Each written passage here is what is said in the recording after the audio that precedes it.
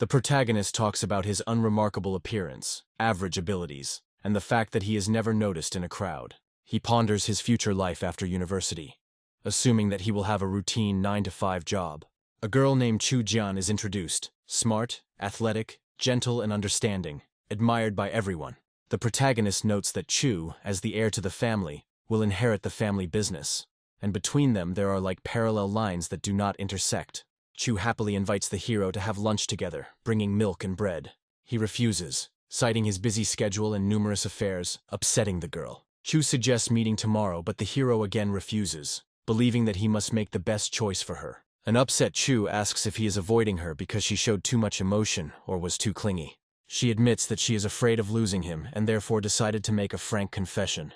The hero remembers that they used to get along well, but after the confession their relationship changed. The brother calls the hero to look out the window, but he is busy playing on the tablet and does not want to be distracted. The hero is still distracted and asks in surprise what is happening at the window. He and his brother look out the window and are shocked to see a girl lighting candles in the yard. A glowing message made of candles appears on the street with a confession, which causes delight among the heroes. The hero is surprised that the girl he recently met arranged such a surprise for him. Meanwhile, her friend tells Chu Jian that she is the best and most beautiful girl in the university, and asks how she feels about the attention from others. Chu Jian thoughtfully asks if her actions will cause problems for the hero. A friend convinces Chu Jian that she is the most talented and beautiful, but Chu is still worried about the hero's possible problems. The friend wonders why Chu didn't think about the possible difficulties earlier, and Chu admits with a smile that she simply didn't think about it. A friend decides to push Chu to take decisive action and tells her that she saw the hero in the library with other girls to motivate her. Chu Jin decides to confess for the sake of the younger one and says that he will do it. Chu Jin loudly confesses his love and invites the hero to be together. The hero's brothers are surprised and discuss that he was actually able to arouse feelings in the older one. The hero, presented in the form of a cat, runs away from his brothers and says that this is impossible for him and the eldest. The hero covers himself with a blanket and asks not to disturb his sleep, but his friends try to wake him up. One of the brothers tells the hero about the confession of the elder one below, and the hero reflects that he has no answer for her. The brothers are amazed at his luck and make fun of him, and one of them says that the third brother must always have problems. The hero in the blanket thinks that the eldest is feeling very awkward right now. He thinks that he is not suitable for the elder, because the elder Gao Yang is the most suitable for her. In the library, the hero notices Gao Yang and hears that he is the student council president and the most handsome guy at the university. A tall guy with long blonde hair approaches the main character in the library and introduces himself as Gao Yang. Gao Yang asks those around him to be quiet, reminding them that this is a library. Gao Yang tells the hero not to be nervous, and Xu Fei admits that he came here because of Chu Jian. The hero sheepishly explains that he met Chu Jian only recently, and there is nothing serious between them. Gao Yang calmly says that he is Chu Jian's future husband, which shocks the hero. Gao Yang says that when they were young, the families had already married, but Chu Jian always refused. But he is not going to give up and hopes for Xu Fei's support. The protagonist is at a loss and cannot answer, and in the meantime it is explained that Chu Jian was chosen by her father as the heir to the family. Chu's father determines that she needs a husband to help run the company, but only if Chu truly loves him. Gao Yang tells Xu Fei that if Chu Jian were an ordinary girl, she could fall in love with anyone she wanted, but now she is responsible for the company. Gao Yang warns that one careless move could lead to the collapse of Chu Jian's future, showing the seriousness of the situation. Gao Yang, with an icy smile, wonders if love can help Chu Jian manage money and survive in business if serious problems arise. He asks threateningly if her loser husband will lead her to death. Chu Jian thought softly that she would wait for the younger one to accept her, realizing that she had confessed too abruptly last time. The main character remembers a previous conversation through the glass, tries to explain, but hears in response that everything is fine. Chu Jian lets the hero go with a slight sadness, saying that if he has things to do, he can go, and tomorrow she will buy him milk again. The hero walks down the corridor, sighing and thinking about the relationship. He suddenly runs into Gao Yang, who turns towards him demonstratively. The hero greets Gao Yang with a nervous smile. In the spacious hall, another girl is surprised by the coincidence and says that she did not expect to meet the hero here. Gao Yang confidently leads the hero in front of a group of people. The main character confidently states that he never thought about the older one, and there is nothing between them. Two characters discuss how his words were not taken seriously last time. Gao Yang punches the hero in the face with force. The hero lies on the ground, beaten and bleeding, trying to explain that his elder misunderstood him. Gao Yang clenched his fist and mockingly said that only a fool would believe that there was nothing between them. He shouts that Chujian is not a girl that can be touched by someone like the hero and strikes again. The protagonist flies away from the impact with a scream, breaking the fence on the roof of the building. The hero falls into the unknown, pierced by an energy vortex and screaming in fear. A huge flash and explosion illuminates the sky where it falls. The hero comes to at the bottom of the crater in different clothes and utters a confused hoot. The hero comes to, feeling pain, and is surprised to notice that after falling from such a height, he remained unharmed. He notices rare reishi mushrooms near a tree and is surprised by their presence. Looking around, he wonders why there are so many rare materials around. The hero wonders if he has ended up in heaven, because there are so many mushrooms here, although he expected to meet angels. A woman with a child passes by and wonders why he is happy about the poisonous mushrooms. The hero finds out that the mushrooms are considered poisonous, and hears that every year some scientists here go crazy. He reasons that he cannot be wrong, because he studied with the masters of Chinese medicine, and he is convinced that this is indeed the reishi mushroom. The hero notices that the mother and child were dressed in ancient clothes, and begins to suspect that he has entered another world. Thinking, he compares how he feels and the appearance of his body, but does not notice any changes. Suddenly a horse appears, which further emphasizes the unusualness and antiquity of this world. A girl with red hair rushes on a wounded horse, screaming in fear, and a young man reacts with fear as he approaches. The horse falls to the ground in a cloud of dust, and the guy in the blue robe notices the injured girl and ponders the situation. A girl with red hair lies unconscious on the grass, struck by an arrow. The guy examines her and determines that she has received a chest wound that could potentially be poisoned. The young man grabs the arrow and pulls it out of the girl's chest. From the girl's wound, magical glowing energy bursts out in the form of golden lines and a butterfly. The young man is surprised when the golden glow of the butterfly envelops him as well. Night falls, and the guy decides that the most important thing now is to heal the girl's wound. The girl comes to her senses near a fire and asks for water, lying next to a guy in the forest. The guy smiles and tells the girl that she is finally awake. The girl slowly comes to her senses and opens her eyes, seeing a guy in front of her. The guy smiles and offers her a drink of hot water, holding the steaming bowl next to her face. The girl with red hair rises with difficulty and looks at the guy defiantly despite her injury. The guy warns her that she better not get up, as she is injured. The guy introduces himself by name and asks the girl's name. The guy laughs and says that their meeting is fate. The girl grabs her sword sternly, her eyes flashing with anger, and the guy is surprised by her reaction. The girl with the sword attacks, performing a quick kick towards the guy. The guy insists that he wasn't making fun of her and justifies himself by asking if calling her a beauty was really a mockery. The girl sternly asks if he still dares to talk, menacingly hinting that he wants to die. And the guy, frightened, declares that she is behaving too ungratefully, because he just saved her life. The girl threatens that if you dare to call her that again, you will seek your own death. And the guy, in a panic, asks not to take revenge for the good, because he just saved her life. She asks in surprise if he bandaged her wound. The guy calmly answers, "Otherwise what?" And the girl asks if this means that he is her benefactor.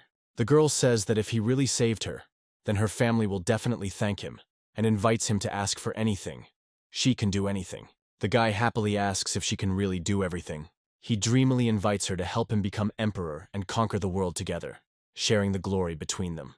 The girl furiously accuses the boy of wanting to start a rebellion, threatening him with her sword again. The guy jokes back, reminding her of her words, and the girl irritably advises him to be careful with his jokes, otherwise he might pay with his head. He admits that he is not from here, has just arrived and does not understand the local rules, and then asks where they are, to which the girl replies that it is the state of Dayan. The guy is surprised, not understanding whether such a dynasty exists on Earth, and thinks that perhaps he ended up in another world, and decides to find out more by talking to the girl. The guy introduces himself as Shu Fei, and admits that he doesn't know how to address the girl, and she arrogantly calls herself Huangfu Shengnan, Margravine of Baizhou of the Dayan state. The guy asks in surprise whether girls can be Margravines. The girl is indignant, asking if a woman can't defend her homeland, and the guy quickly replies that he admires her. Huangfu Shengnan says that her family is one of the 3 top officials in the empire and has a high position. Most of his requests can be fulfilled by her family, and Shu Fei promises to be polite.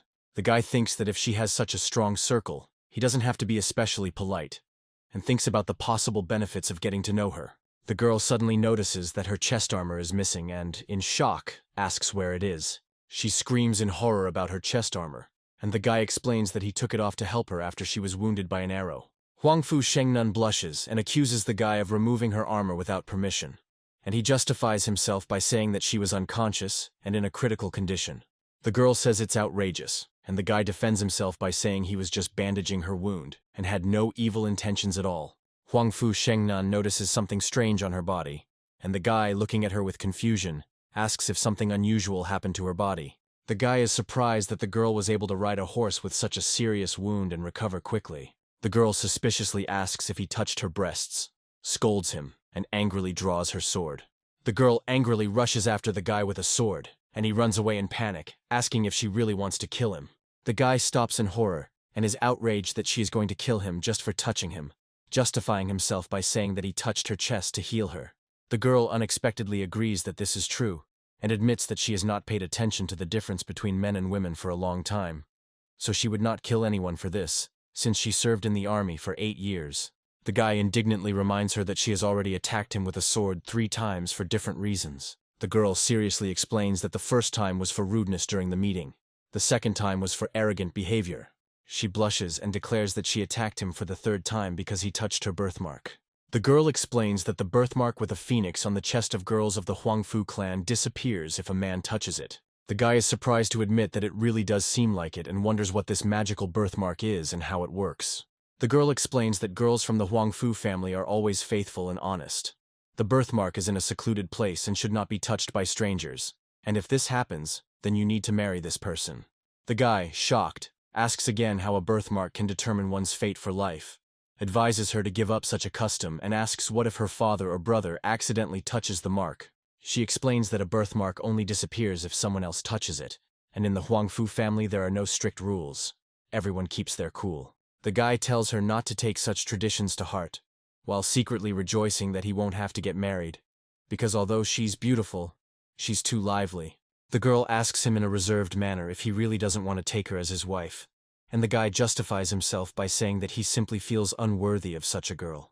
She says that if he doesn't want to marry her, then she has another solution. The girl adds that if a stranger touches the stain, the only option left besides marriage is to execute that person, because Huangfu's daughter has no right to lose her innocence. The guy smiles and assures that the Huangfu family will not harm their daughter, and advises not to decide such serious issues in the heat of the moment, adding that after a murder, a birthmark returns to its place.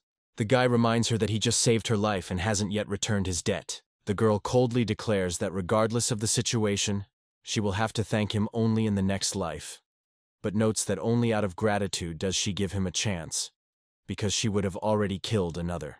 The girl with a gloomy look offers to talk about marriage, and the guy in the fox costume obediently agrees and calls her his wife.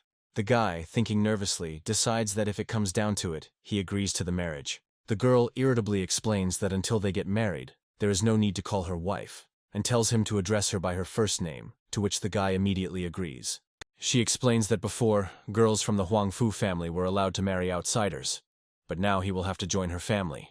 The guy reflects that as a young man with modern views, he is not against being supported by his wife, and acknowledges his unexpected luck. He clarifies that if he suddenly doesn't want to be a son-in-law, they can kill him, and the girl seriously confirms this with her gaze. The girl, with a completely serious face, answers that she really can, and the guy understands that he has no choice. The guy laughs happily that he was lucky to get married, and the girl clarifies that she could have killed him, but decided to get married out of gratitude for saving her life. Huangfu Shengnan solemnly declares that from now on he is a man of her family, and as long as he relies on her family, no one will dare to offend him. The girl admires a beautiful flower with an admiring smile, and the guy watches her in surprise. A girl with red hair looks at unfamiliar flowers in the garden, and a young man in a hat watches her and thinks. The man looks into the distance with interest, while horsemen with red flags rush towards them, causing their surprise. The soldiers surround the couple and joyfully shout out that they are glad to see Master Hao. The woman confidently declares that generals should not be too polite, causing shock to the man in the hat. The army commander comes out to the loving couple, apologizing for the sudden attack of the 2 armies. The woman asks to thank her fiancé for saving her life, otherwise she would be dead. The army commander reacts with shock, loudly expressing his surprise that the girl has a fiancé. The girl confirms that her fiancé is Xu Fei, and he modestly introduces himself and adds that he is half a doctor. Xu Fei greets everyone present with a wide smile and waves his hand. The military expresses gratitude to Xu Fei for saving the girl's life. The sun sets over the forest, and a carriage with accompanying riders moves along the road, one of whom wishes good luck and meets Xu Fei along the way. The rider curiously asks how Xu Fei won the girl's heart, and he replies that she was impressed by his character and strength. The second interlocutor jokingly reproaches Xu Fei that he has no outstanding qualities, that he can't even ride a horse, and wonders what kind of strength he's talking about. Xu Fei, who actually does not know how to ride, falls from his horse, and a soldier nearby asks him not to move. The warrior looks at Xu Fei with suspicion and wonders why Master Ho chose such a weak guy. Xu Fei, making excuses, exclaims irritably that Huang Fu was impressed by his strength, and the interlocutor talks about his family's mastery of martial arts and their place in the top 3 in the world. Xu Fei reacts with surprise to the announcement of the top 3. He is amazed to think that Huang Fu Shenan was so strong. The man, now in a more friendly tone, offers to exchange experiences if Xu Fei is really that powerful. During the conversation, he confirms that when they met, Xu Fei withstood 3 of his blows, which surprises the girl.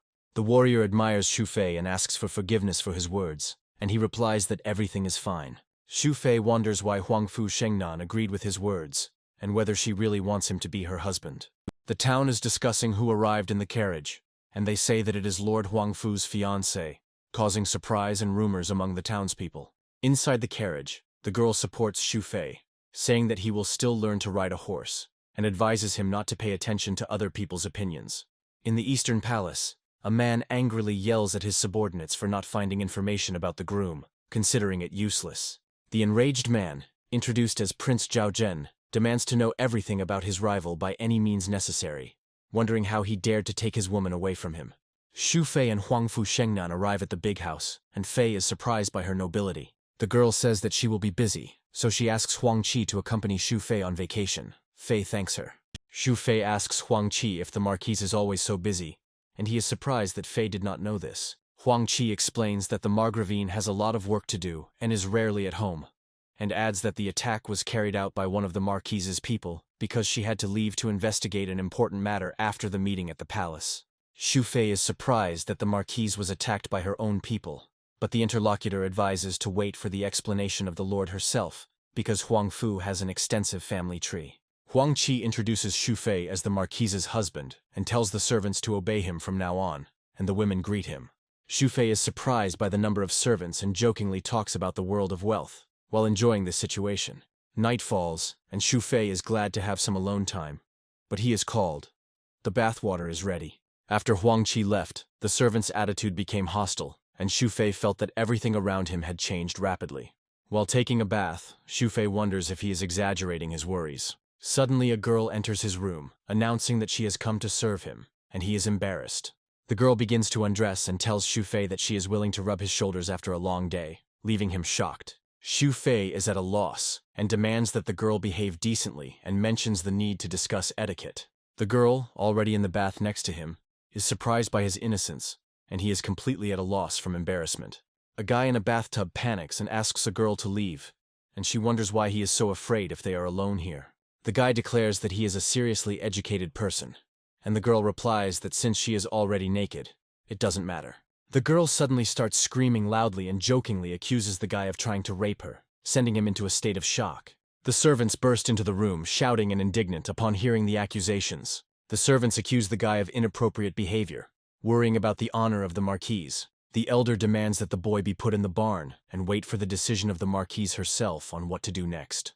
The guy, furious and confused, asks what's going on, and the girl looks at him with a sly smile. The boy is thrown into a small barn by force, punishing him for something he is not guilty of. Battered and tired, he realizes that he has indeed been set up. Sitting alone in a dark room, he wonders with despair whether he is destined to stay there forever. Xu Fei grabs the iron bars of his cell window and sarcastically admires their beauty. He notices that there are 2 guards sitting outside his cell, and realizes that escaping will not be easy. Xu Fei regrets becoming a son-in-law, because if he had known about such developments, he would not have gotten involved in it. He lies on the straw in the barn and gloomily thinks that all that remains for him is to sleep and die of boredom.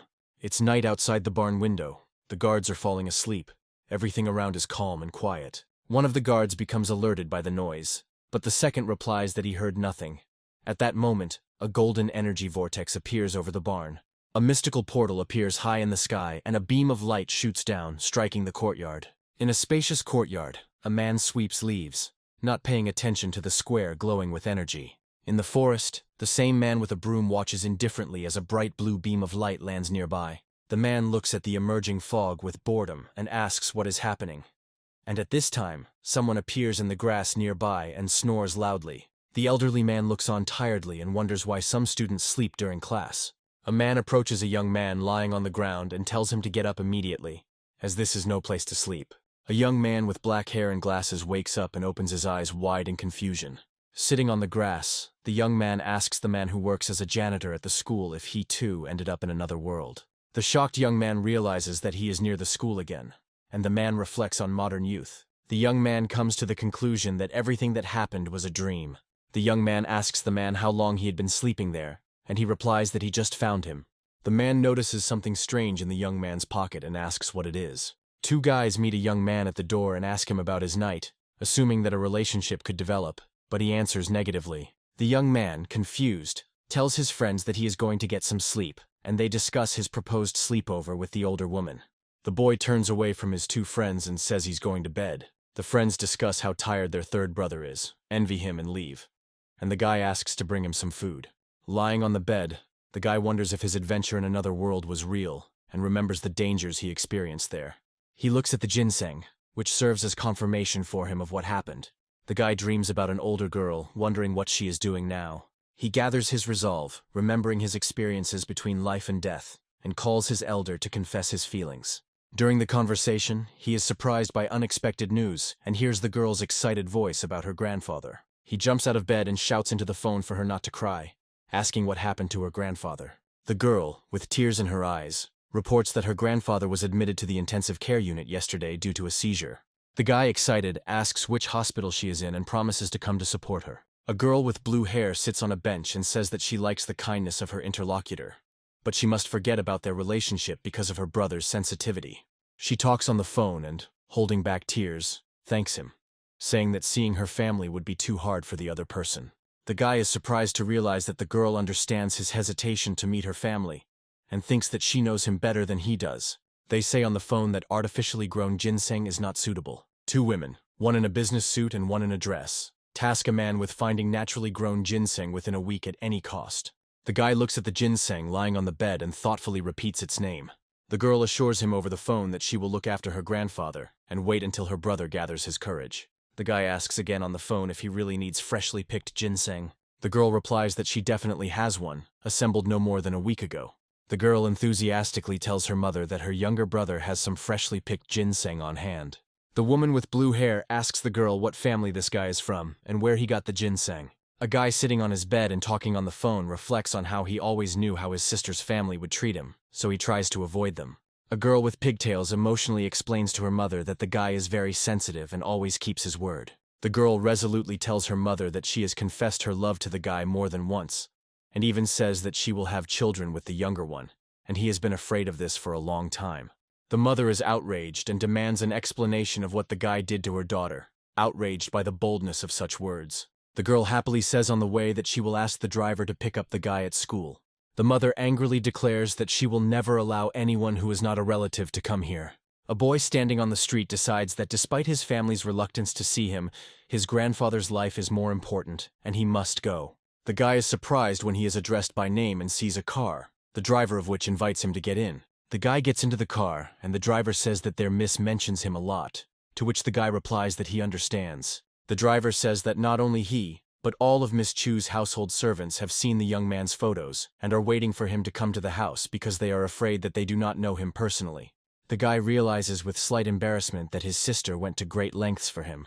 He thinks about his feelings, feeling inner excitement. He is surprised to see the huge hospital that belongs to Sister Chu's family, and notes that he never expected such a level of wealth. A cheerful girl with pigtails meets the hero and joyfully greets him at the entrance to the hospital. The guy gives Sister Chu a box of ginseng, and she asks him not to give it to her on the street. She invites him inside, wanting everyone to know that it was the younger one who saved her grandfather, and the boy explains his caution by saying that it is wild ginseng. The girl smiles and says that she never doubted the words of the younger one, and if the ginseng turns out to be artificial, then he was simply mistaken. The guy hugs his sister with tenderness and gratitude, showing his feelings. The girl is surprised and thinks to herself that she did not expect such initiative from him. The hero hugs the girl with blue hair and says that he always wants to be near her and will do everything for her as long as she loves him. The girl in his arms gently asks if he experienced something yesterday that she doesn't know about. The guy is surprised to himself, suspecting that she knows about his transition to another world. The girl smiles, admitting that otherwise he would not have changed and become so mature in such a short time.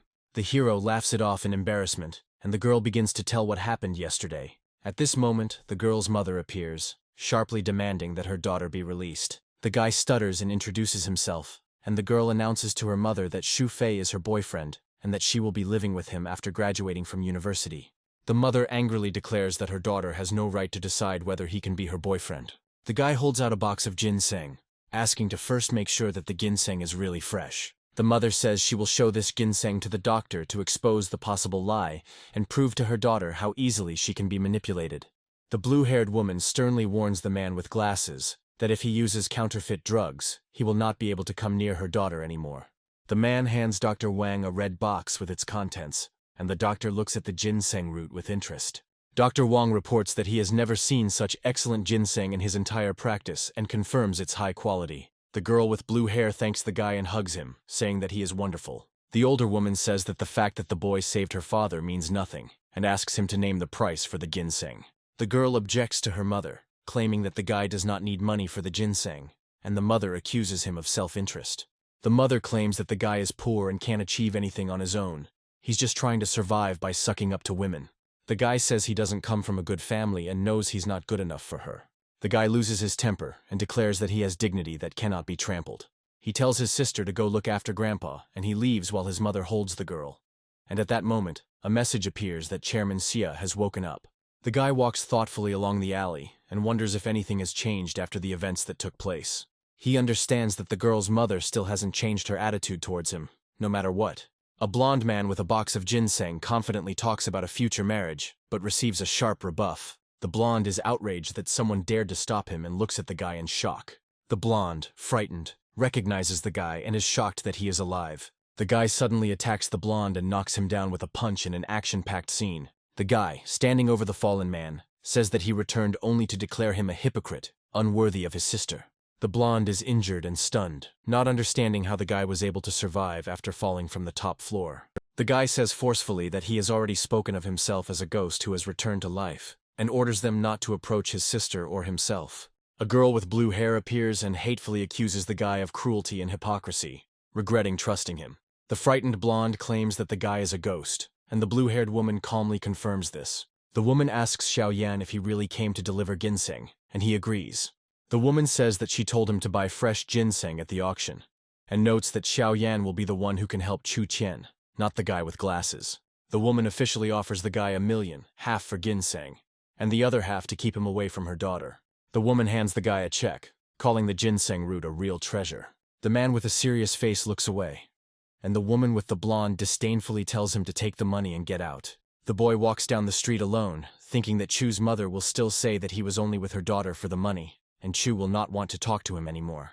The guy notices the donation box and thinks. He firmly tells the volunteer that he is donating $1 million. The volunteer is surprised by the size of the donation, and the guy calmly replies that it is possible to donate such an amount. A volunteer in a red cap asks a boy to give his name so that it can be mentioned in an advertisement. The guy thinks that if he gives his real name, they might start looking for him, and decides to keep a fictitious name. The boy chooses a new name for himself, Huangfu Shenan, while observing the image of a mysterious man nearby. Friends meet a guy and ask why he looks gloomy, and the conversation turns to ginseng. One of the friends reports that relatives are also looking for ginseng and promise news. The guy smiles and tells his friends not to worry because the girl's grandfather is getting better, and says that they no longer communicate with her. The friends are surprised and ask about his relationship with his sister, but they are interrupted, explaining that they should not ask about Chu Qian's feelings. Friends bring a box of drinks, want to drink strongly so that Chu Qian understands who she has lost, and encourage the hero. The group decides to send one of their friends to buy snacks, and then they move on to a night of partying. At night, all three of them pass out in the dorm, and at this time a mysterious blinding vision is visualized, where someone calls out to his sister, plunging into the light. A man in traditional clothing wakes up on the grass and panics as he realizes he has entered another world. He finds himself in captivity, surprised by his situation, and hears the news of the return of the Marquise. Realizing that he was set up and sent to prison, The hero is afraid that if the woman finds out what he did, he will be finished. The hero notices that his legs are chained and wonders why he was chained. A mysterious woman with red hair and a cloak enters the cell, and the hero turns away in horror. The man panics and thinks he is finished, remembering how this cruel woman almost killed him because of family traditions. The hero tries to justify himself and assures the woman that this is all a misunderstanding, and the servant was allegedly the initiator. A woman approaches a man threateningly with a sword hilt, and he, in horror, asks her not to do it. The hero, in tears and despair, begs to talk, urging her not to be impulsive and to discuss everything first. The woman silently rushes at him, and he meets this swift impulse with a numb expression. A woman with red hair quickly walks out of the cell, and a man lies on the floor in shock after a powerful blow. A man lies on the straw and wonders why he feels no pain after being struck by a sword. Finding himself back in the cell with the woman and the butler, the man realizes that she was aiming at the chains, freeing him. The woman asks the butler Lao Fu if this is his first time managing the mansion, and he replies that he has been doing so for over 30 years. The woman sternly reminds him that even if the lord makes a mistake, he is still a lord, and demands to know why he is punishing her people. The butler, kneeling down, apologizes and explains that he was worried about the marquise's reputation because of her husband. The woman says with a smile that she believes her husband and orders the immediate expulsion of the servant who allegedly seduced him. The woman reports that her husband is now under her care and demands that she hand over the keys to the inner treasury. Lao Fu silently and obediently hands the key over to the woman. The woman instructs her husband to seek Lao Fu's advice when needed, and reminds him that he is now the third most important person in the house, and he replies that he understands. A woman with red hair promises to protect a man if someone dares to offend him. The man is amazed and wonders why girls like romantic gestures. The man admires the beauty and strength of the marquise woman. 3 characters are talking at the door, and the man realizes that he can give orders and be in charge. The woman says that only strangers call her marquise, and between them they can use first names. The man sheepishly asks if this is true. The woman, embarrassed, talks about returning to the men's room, and the man is surprised by her behavior. The woman undresses, and the man asks in confusion whether he should go out. The woman reminds him that they are already married, and states that she does not need to act like a lady in the army, to which the man agrees. In the morning at breakfast, the woman asks what happened last night, and the man is surprised by her question. The woman admits that she only knows the general story and has never heard the details, and the man is surprised that he was let go without even knowing the whole truth, and asks if she is afraid that he was pestering the maid. The woman looks closely at the man and asks whether he was pestering the maid. The man sheepishly denies the accusation, saying he is still a virgin, and the woman asks what virginity is. The man assures the woman that he did not molest the maid, and she says she believes him. The man wonders how she can trust him without knowing what happened. The woman replies that she trusts him as her husband, and asks if he needs a concubine if he liked the maid. The man excitedly asks if he can really have a concubine. In his thoughts, the man condemns the institution of concubines, considering it a manifestation of an unholy feudal society that leads to degradation.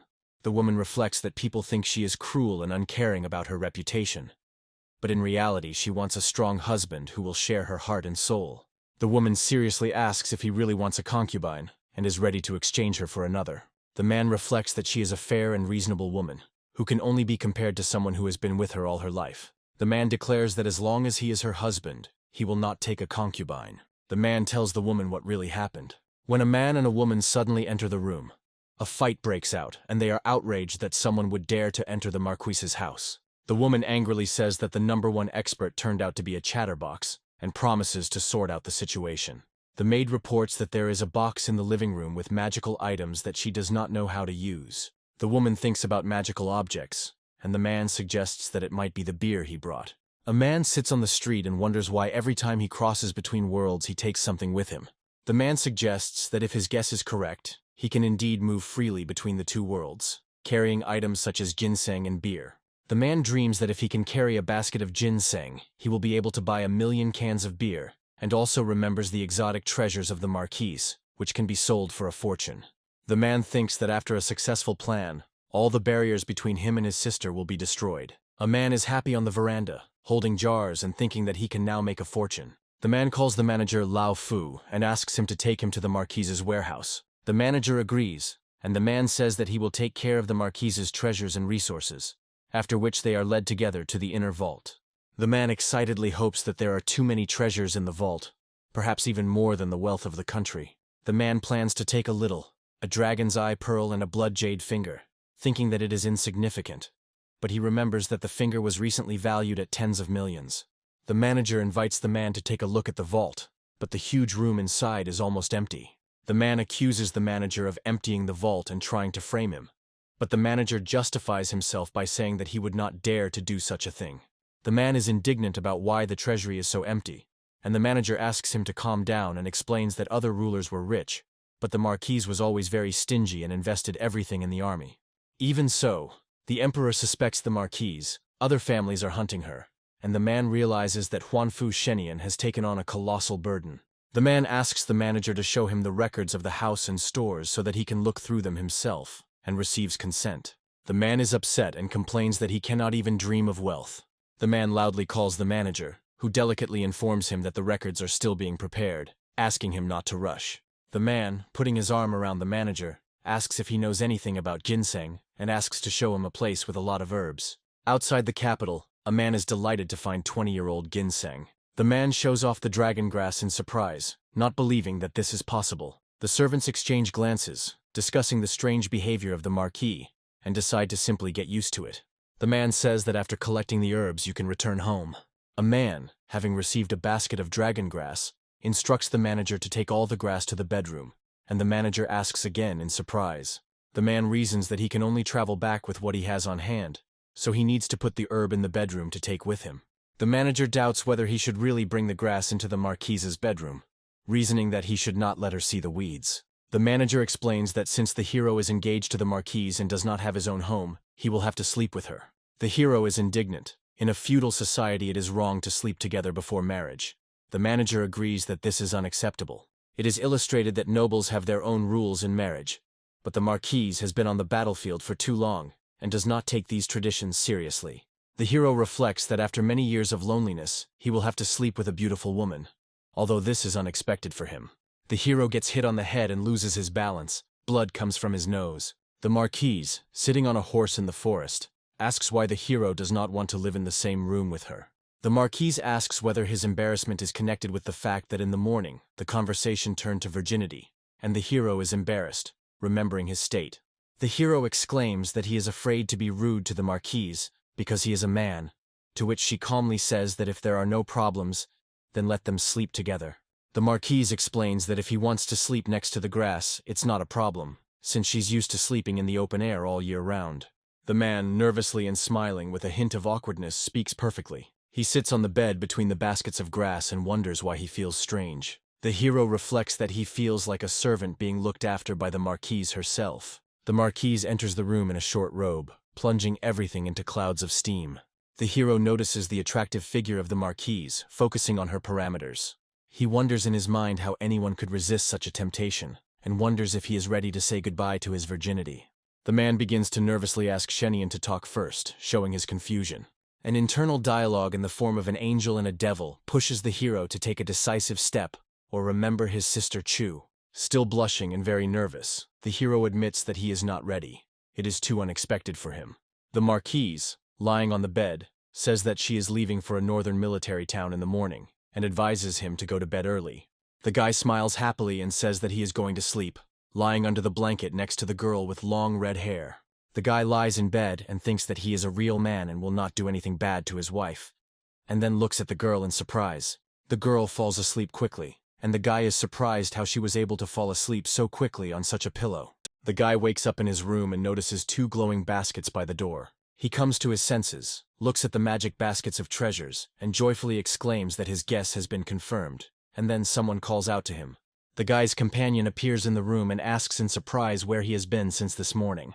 The friend remembers that the guy didn't even answer his calls and worries that he might have gone crazy. The guy analyzes the situation and realizes that only those things that he was holding in his hands could have been transferred with him. He says with regret that he will now tell where he went after the party. He suggests looking at the baskets first and listens to his interlocutor's guesses about a night hike in the mountains for his sister's sake. A friend asks with concern about the bloody ginseng and worries that the guy might have done something illegal. The guy calmly explains that these are freshly picked wild herbs, and asks if such herbs could be found in the pharmacy. The friend agrees, but is surprised where he was able to get 2 whole baskets. The boy asks Liu Dai, whose family is in the export business, to sell the herbs at the lowest market price. Liu Dai demands to know where these herbs came from, since his family does not sell anything illegal. The guy admits that he can't yet reveal the source, but promises that everything is legal. Liu Dai agrees to trust the boy and notes that such valuable herbs are in high demand, but a low price is needed for high profits. The guy suggests that they split the profits between everyone, and Liu Dai notes that he is a good and friendly person. The boy is happily sorting mushrooms, and Liu Dai is telling someone on the phone about the third brother's cool deed and the imminent return of the third and fourth brothers. The third brother returns home and meets the others, who are glad to see him, noting that if he had not returned, the fourth brother would have called the police. One of the friends reproaches another for drinking in the dorm, and a third says that Liu Dai even offered to buy drinks, while a fourth suggests that they see what Shu Fei brought. The boys look at the baskets with surprise, and suspect that so many herbs could only be obtained by robbing a Chinese medicine store. A friend in a green sports jacket notices that their family is in the business of selling such herbs and wonders if others can see it. He notes that the herbs are freshly picked, and that no store has such a supply. The friend expresses surprise and demands an explanation as to where the third brother got these herbs from. One of the friends notices that the second brother's family sells such herbs and reminds him of the rules, and the other cheerfully says that in their business they cannot give out the source, assuring that everything is fine. The friend in the green jacket explains that such herbs cost more than 1,000,000 yuan, and if they can establish a stable supply, they will be worth tens of millions in a year. But if the source is revealed, the third brother will be left with nothing. The friend confirms that the previous speaker is right, and says that he called him to discuss business, glad that he was saved from his father's reprimand. The friend in the sports jacket says that if there is no more news, he is heading to the library and advises against drinking in the dorms in the future. The guy with glasses asks his friend to stay and help him monitor the process of trading herbs. The friend in the sports jacket says with a slight smile that they shouldn't think he was hired out of pity and to strengthen the friendship. The guy with glasses explains that he was misunderstood, and adds that his job offer is not about friendship, but simply needs someone who understands the business. The guy with glasses jokes that the other two friends are the children of a rich family, and his interlocutor is just going to watch them deceive him. The friend calmly notes that they are not very smart and would never cheat, but on the contrary, they will only give more. The two interlocutors look displeased and say that he has gone too far in his statements about the brothers. The guy with glasses admits with slight anxiety that he really needs help from his friends, and he is afraid that a stranger will be too obsessed with profit. The friend agrees to help and says that he only needs 0.5% profit per month, and the guy is surprised, because usually they charge at least 20% for such services. The friend in the sports jacket then suggests finding someone else, but the other friend happily agrees to participate, and encourages them to celebrate the start of a successful business. The turquoise-haired girl is glad that Shu Fei finally picked up the phone and is worried about him. The guy with glasses smiles and says it's him, turning to his sister. The blue-haired girl says that Yang Ming told her that her brother was missing, which made her very scared, but she is glad that he is okay. A guy with glasses asks his sister where she is and if he can meet her, and his friends decide to leave him alone, thinking that he will not go to lunch today. The girl asks excitedly if he really wants to see her, and remarks that it seems like something important has happened to him again. The guy, blushing, is stunned by the question of when she can marry him and shares his feelings, admitting that he should no longer hide secrets from her. The guy with a soft smile offers to meet and talk in person. The girl with blue pigtails says that she will come to him because all his roommates are there and she wants to meet them. The guy asks in surprise about the meeting with the neighbors, and his friends show genuine interest in this event. The guy says he was just about to go to lunch. The girl happily asks to wait for her and says that she will be there soon. The guy agrees and says goodbye to his sister, while his friend fusses, remembering about his suit and the need to take a shower, while the other one books a table at a luxury restaurant. Shu Fei, smiling and holding on to the ladder, asks his friends not to dramatize what is happening. One of the friends gestures, explaining that he feels pressured because he is not used to talking to girls, while Shu Fei does it every day. Shu Fei replies that friends are exaggerating everything and suggests that they look at how someone else is still calm. A friend in a tracksuit suddenly asks Shu Fei to borrow his perfume. The guys, dressed in suits and sports uniforms, announce that they are ready to go and remind you of a reserved table at the restaurant. Friends ask why he doesn't want to go to a Western restaurant, or is planning to treat his guests to fast food. Shu Fei says with a smile that the girl doesn't care where to dine. She will be happy to be next to him. One of the friends points at Fei and exclaims that he is a show-off, while the others watch his confident demeanor. Students on the street are discussing a beautiful girl with blue hair with surprise, deciding that they have never seen one like her before and do not understand why she came to a male dormitory. The girl happily waves at Xu Fei along with her friend, and the other guys are confused as to why such an attractive girl is interested in this particular guy. One of the guys happily remarks that Chu Jian will bring her best friend, considering it his chance, but the other one immediately refutes him, and Xu Fei calls his sister. A friend says that Li Jiaxue is a beautiful girl from the English department, but she is not suitable for them. The guy in the suit wonders why he has no chance, since Chu and Xu are not compatible with each other. The girl throws herself into Xu Fei's arms. She thanks him for the ginseng that helped her grandfather recover, and Xu is happy to help. Xu Fei greets Li and says that he hasn't seen her for a long time, and she notes that she wouldn't have come if it weren't for her friend's persuasion.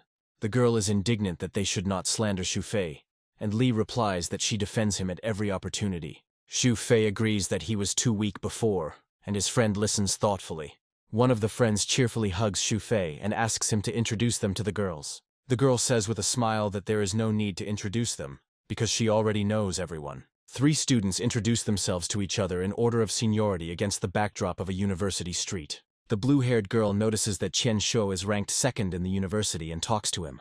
Chen Shou is surprised to note that his interlocutor is ranked 3rd in the university rankings. The girl points at Chen Shou and says that he will soon be in 3rd place. Chen Shou replies with a serious face that at this rate, she will need another year to catch up with him, and the guys advise her not to be rude to the girl. At the club, the company is alarmed by the news that Chu Qian went on a date with her boyfriend. The man with long hair angrily asks why she went to that man again, and reminds her that last time they said he died. Another man remembers tensely that last time no one saw the guy fall. The golden-haired man gets angry and states that he was once late to the hospital in front of her mother, making it clear that the story is not over yet. A man with short hair seriously asks another man what they should do now. An angry man with long blonde hair orders everyone to gather and go visit his enemy. A group of friends laugh at a table in a restaurant, discussing Xu Fei's awkward behavior. A young man in a suit teases a girl by asking if she has any free friends to meet, while another guy drinks from a can. A girl with blue hair offers to send her classmates contacts so that a guy can court them, and another girl sits next to her with a gloomy look. A young man in a suit jokingly threatens Xu Fei that if he hurts his girlfriend, his friends will kill him. Xu Fei thanks a girl named Chu for liking him. The girl with blue hair smiles and says that she should thank God for meeting him. Friends sitting nearby smile and ask the couple to stop being affectionate, while one loudly exclaims. The old man in the hat points his finger at Xu Fei and accuses him of cheating, while the other man asks if he is sure about it. The old man explains that he wanted to sell ginseng dug in the mountains for 100,000 to treat his wife, but was deceived. The old man tearfully tells that the man pretended to be a buyer of ginseng, and when he went out to get water, he stole the ginseng and ran away, and they were unable to catch him. The old man reports that his wife had no money for a doctor and she died yesterday, causing shock to those around her. In the cafeteria, the students express surprise that there is a person in their school who is capable of stealing a valuable thing that could save a life. The other students were disappointed to hear that they thought the accused was a good person, but it was all done for the sake of the girl Chu Qian. A young man with glasses loudly declares that it is possible to slander him, but forbids insulting his girlfriend. A group of people on the street ask a guy if he knows what mercy is, and one of the girls is indignant that they can't talk about it. A man in a suit addresses the crowd and says that if they are spreading rumors, who will be held responsible if the truth turns out to be different. The young man with the card says that he has 100,000, and with his relationship with Xu Fei, he could give that money, and asks why steal from the old man. The guy in green asks the old man to describe the place in order to gain access to the surveillance footage. A woman with long hair sternly reproaches a university student, asking how he could slander a worker and saying that she is ashamed of him. The guy with glasses wonders why. If he really stole the ginseng, the old man didn't go to the police but went to the student council. The woman with the colored glasses indignantly explains that the grandfather did not want to disgrace the university, so he turned to her, and now she must solve the problem. The girl demands that he admit his mistake and assures him that the student council will be kinder if Xu Fei confesses. The old man cries and makes excuses that he is just an ordinary worker and cannot cope with city affairs. The guy with glasses abruptly declares that he has never met this old man and asks him not to put on a show. The woman with glasses points at the guy and demands to know where he got the ginseng from. She doubts that the guy could have gotten this ginseng on his own, because even if he had gone to the mountains, it would have taken longer than he claims. Xu Fei mentally admits that he cannot tell the truth about the origin of ginseng, because he took it from another world. Xu Fei suggests that if she doesn't believe it, she should just call the police. The woman points to Xu Fei and claims that instead of admitting guilt, he simply wants to tarnish the university's reputation. 3 angry students lash out and demand that someone get out of their university. A shocked teacher says he didn't expect such behavior from students, while others are calling on the student council president to punish the culprit. One of the students indignantly claims that there shouldn't be such students at the university. The blonde man consoles the elderly man and hands him a card with money as an apology. The blonde man asks Xu Fei with a serious expression why he did this. The woman in glasses calls on the president not to listen to explanations and to immediately arrest the culprit. The guy with glasses firmly states that he believes in Xu Fei's character and believes that he is innocent. The crowd discusses the incident and someone blames Chu Qian. The blonde man smiles and tells the black-haired boy that he will only bring shame to Chu Qian.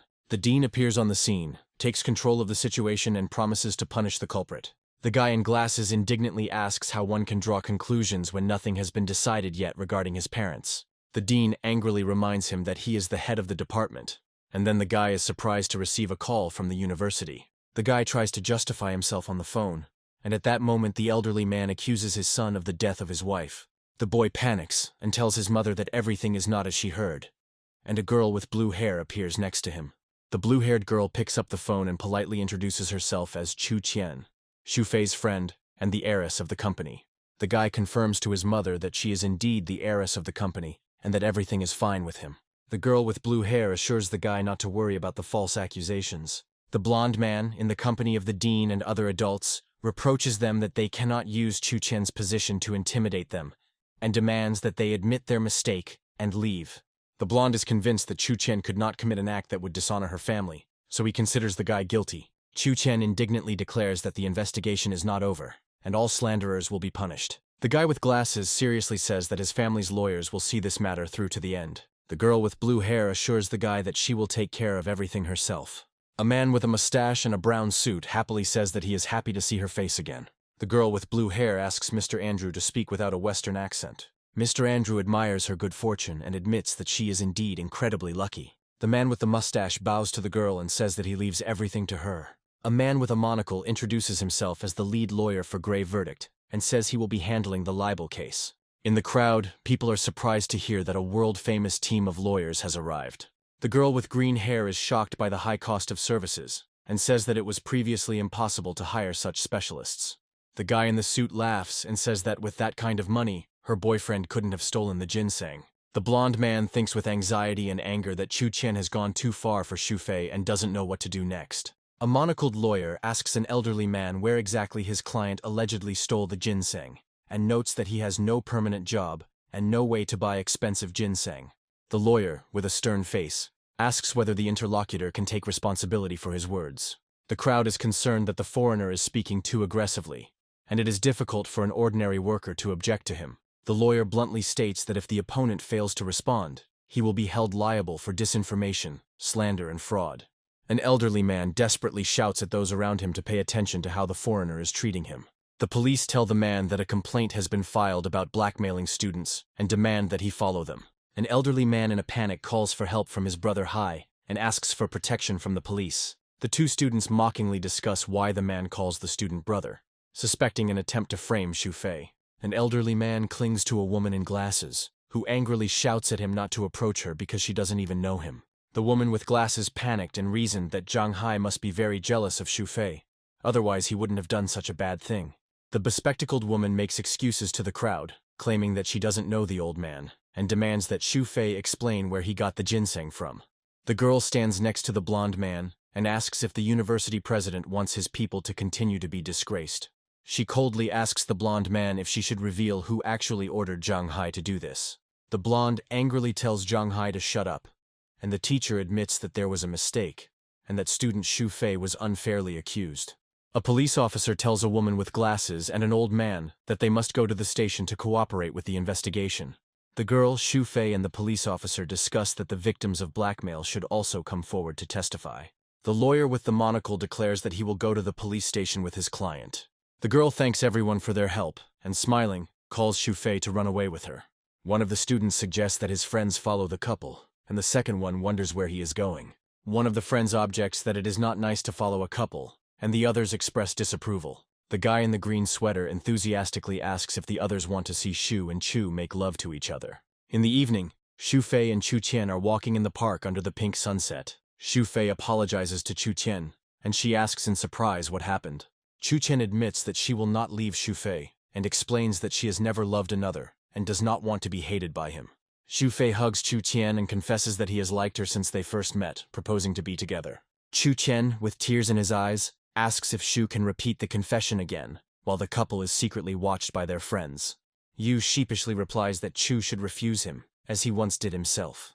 Chu Qian pouts and says that if Xu doesn't repeat the confession, she will continue to say no. Xu promises to confess his love until Chu agrees, and she suggests they do it on a date, after which he vows to never leave her alone. Xu Fei opens the door to his dorm room and another guy follows behind him. The two young men smile and tell Xu Fei that it would be fair to refuse his sister once, and joke that he is not afraid that he will be refused all the time. Xu Fei is shocked and with a red face he shouts, "What are you doing?" His friends laugh and tease him, surprised by his hidden romanticism. The guy in the green jacket throws up his hands and says that he actually wanted to stop them. A girl in a tracksuit sits on a chair and discusses with her friend what is good about this guy, and hears in response that he is better than all men. She asks how things are going with her request, and her friend replies that Xu Fei has 2 baskets of different herbs. The girl admits that Xu Fei has been through a lot and has changed a lot. A friend notices that Xu Fei wants to start a herbal business, and suggests that they work together. The girl laughs that he will work with his neighbor. The friend says that Xu Fei and his friend can only sell the herbs at a low price, and her family could help profitably, and asks if Chu Qian would like to participate. Chu Qian explains with a smile that Xu Fei is kind and sincere, and will not agree to accept her help. Chu Qian enthusiastically comes up with the idea that she can secretly help him, and will inflate the prices at the market. The friend says with surprise and slight fatigue that she did not expect such cunning from the smartest student at the university. In the men's dormitory, a guy asks Xu Fei if he will sleep away from home again. Xu Fei gives his friends some herbs, warns them not to make a fuss, and asks them to excuse him just in case if he doesn't make it to class. The friends look conspiratorial and envious that Xu Fei will spend the night with her sister. Xu Fei, embarrassed and tired, asks his friends to stop fantasizing. At the store, Xu Fei thinks about the girl with red hair and asks the saleswoman to sell him white and red wine and beer. After returning home, Xu Fei falls asleep in his room with a bag of drinks, lost in his thoughts. The old man, in a panic, calls the Marquis and asks him to wake up. A young man, just waking up, asks Lao Fu what happened, and he tells him that the Marquis is looking for him everywhere. A woman with red hair enters the room furiously and asks Lao Fu if he has found the Marquis. Lao Fu points to a young man and tells the Marquis that here he is. Lao Fu whispers to the young man that the Marquis is never late for training, and took the time today to find him. The Marquise tells Lao Fu to call for everyone to stop searching, because she needs to speak with the hero alone, and Lao Fu agrees. The young man apologizes to the Marquise, and she angrily asks where he was, and how he was able to disappear so quietly. The man awkwardly asks the Marquise if she would believe him if he said that he had returned from another world. The Marquise indignantly smashes the table and exclaims that this is nonsense. The man screams in fear and then happily shows the Marquise the bottles he brought. The girl with red hair is surprised to learn that among the drinks brought there is wine and more. She asks if the guy is really from another world, and he happily confirms. The girl suspiciously remarks that this is incredible, and hints that he may be an enemy spy. The guy emotionally justifies himself, saying that if he were a spy, he would not have saved her, but would have killed her. She says that since he is not a spy, he can continue to be her husband. The girl assures him that she will be able to protect him in any situation, and the guy, confused, tries to answer something. She looks closely at the guy and asks if he wants to be her husband. The guy sheepishly explains that he actually wants to marry her, and that he loves her very much. The girl promises not to reveal his secret to anyone if he does not do anything against her and the great kingdom of Yan.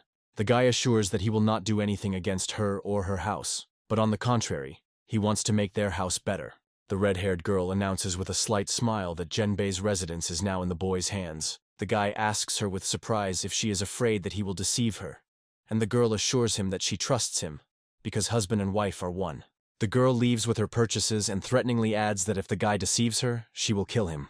The guy wonders if she is a real heroine or just likes to drink, and the old man asks if everything is okay with him. The old man asks what the boy is doing in the house, and asks if the Marquise yelled at him because she was in a hurry.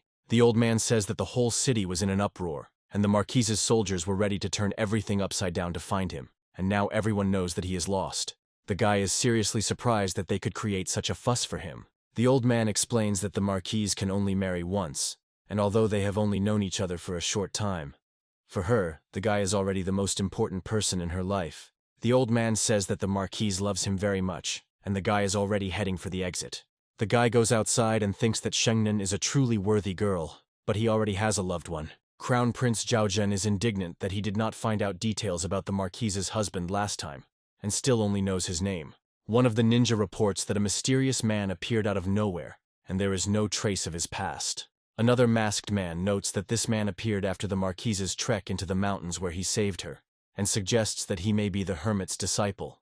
The prince scolds his men for believing the rumors, and announces that there will be a festive banquet at the marquise's residence, at which he will personally meet Xu Fei. The prince clarifies that the Ministry of Military Affairs must reduce the salaries of the Northern Army, and the interlocutor replies that the successes of the marquise are so great that even the emperor did not object to the reduction. The man remarks with a sly smile that the Zhenbei army may not survive the winter, and if the pay is cut, the marquis will be in trouble. The prince laughs and says that the marquise herself is to blame. If she had married him, this would not have happened. The guy asks about the banquet with surprise, sitting at a table with food. He asks if he must be at the banquet, to which the marquise replies that it is a celebration for the Zhenbei army, and, as her husband, he is obliged to go. The guy asks when the banquet will be, and the marquise replies, in 3 days, and then asks him to help open the wine. The guy says that he has never been to a banquet and is afraid of putting the girl in an awkward position. She assures that everything is fine, and that the Zhenbei army's celebratory banquet is not a reason for nitpicking. The girl takes a big sip and is surprised at how cleverly the bottle is sealed. She raves that the wine is simply delicious, and is surprised that a bottle of such clear glass must cost a fortune. The guy explains that in their world this wine is not very expensive, although he finds it difficult to explain. The girl reflects that if they were truly rich, she would not have to worry about the soldiers, who do not even have warm clothes. The guy is genuinely surprised why, despite winning the war, the soldiers still don't receive their salaries. The girl says with resentment that despite the victory, they did not receive any reward and even had their salary cut. The guy warns him to stop, because the white wine is very strong, and the girl complains discontentedly about the meaningless victory. She is offended that she seems inept, and he says with a smile that she just drank too much, and it would be better for her to go to bed. The girl lies on the bed and thinks that she does not want to beg the war ministry, but she cannot allow the soldiers to suffer. The guy looks at the sleeping woman and thinks that he doesn't love her. He decides that since he will enjoy the benefits of this world, he will be able to help her. The boy asks the maid to call Lao Fu, and she agrees. Lao Fu is interested in the guy's plans now that he has all the records of the house for so many years in his hands. A guy with a book in his hands asks how much of an army is needed in winter. The old man replies that 100,000 taels are required for winter clothing alone. The guy is surprised and asks how much he can buy for 100,000. Lao Fu explains that it costs 1 tile to buy a set of warm clothes. But the guy thinks that in his world a jacket costs about 300 yuan, so 100,000 tiles is a huge amount. The guy is shocked to realize that it is a whole 30 million. The guy asks Lao Fu when exactly he will need the money. Lao Fu energetically replies that the money is needed in 10 days. The guy anxiously asks if there are any ideas on how to quickly earn the required amount. And Lao Fu is amazed at the complexity of the task, to earn 100,000 in 10 days.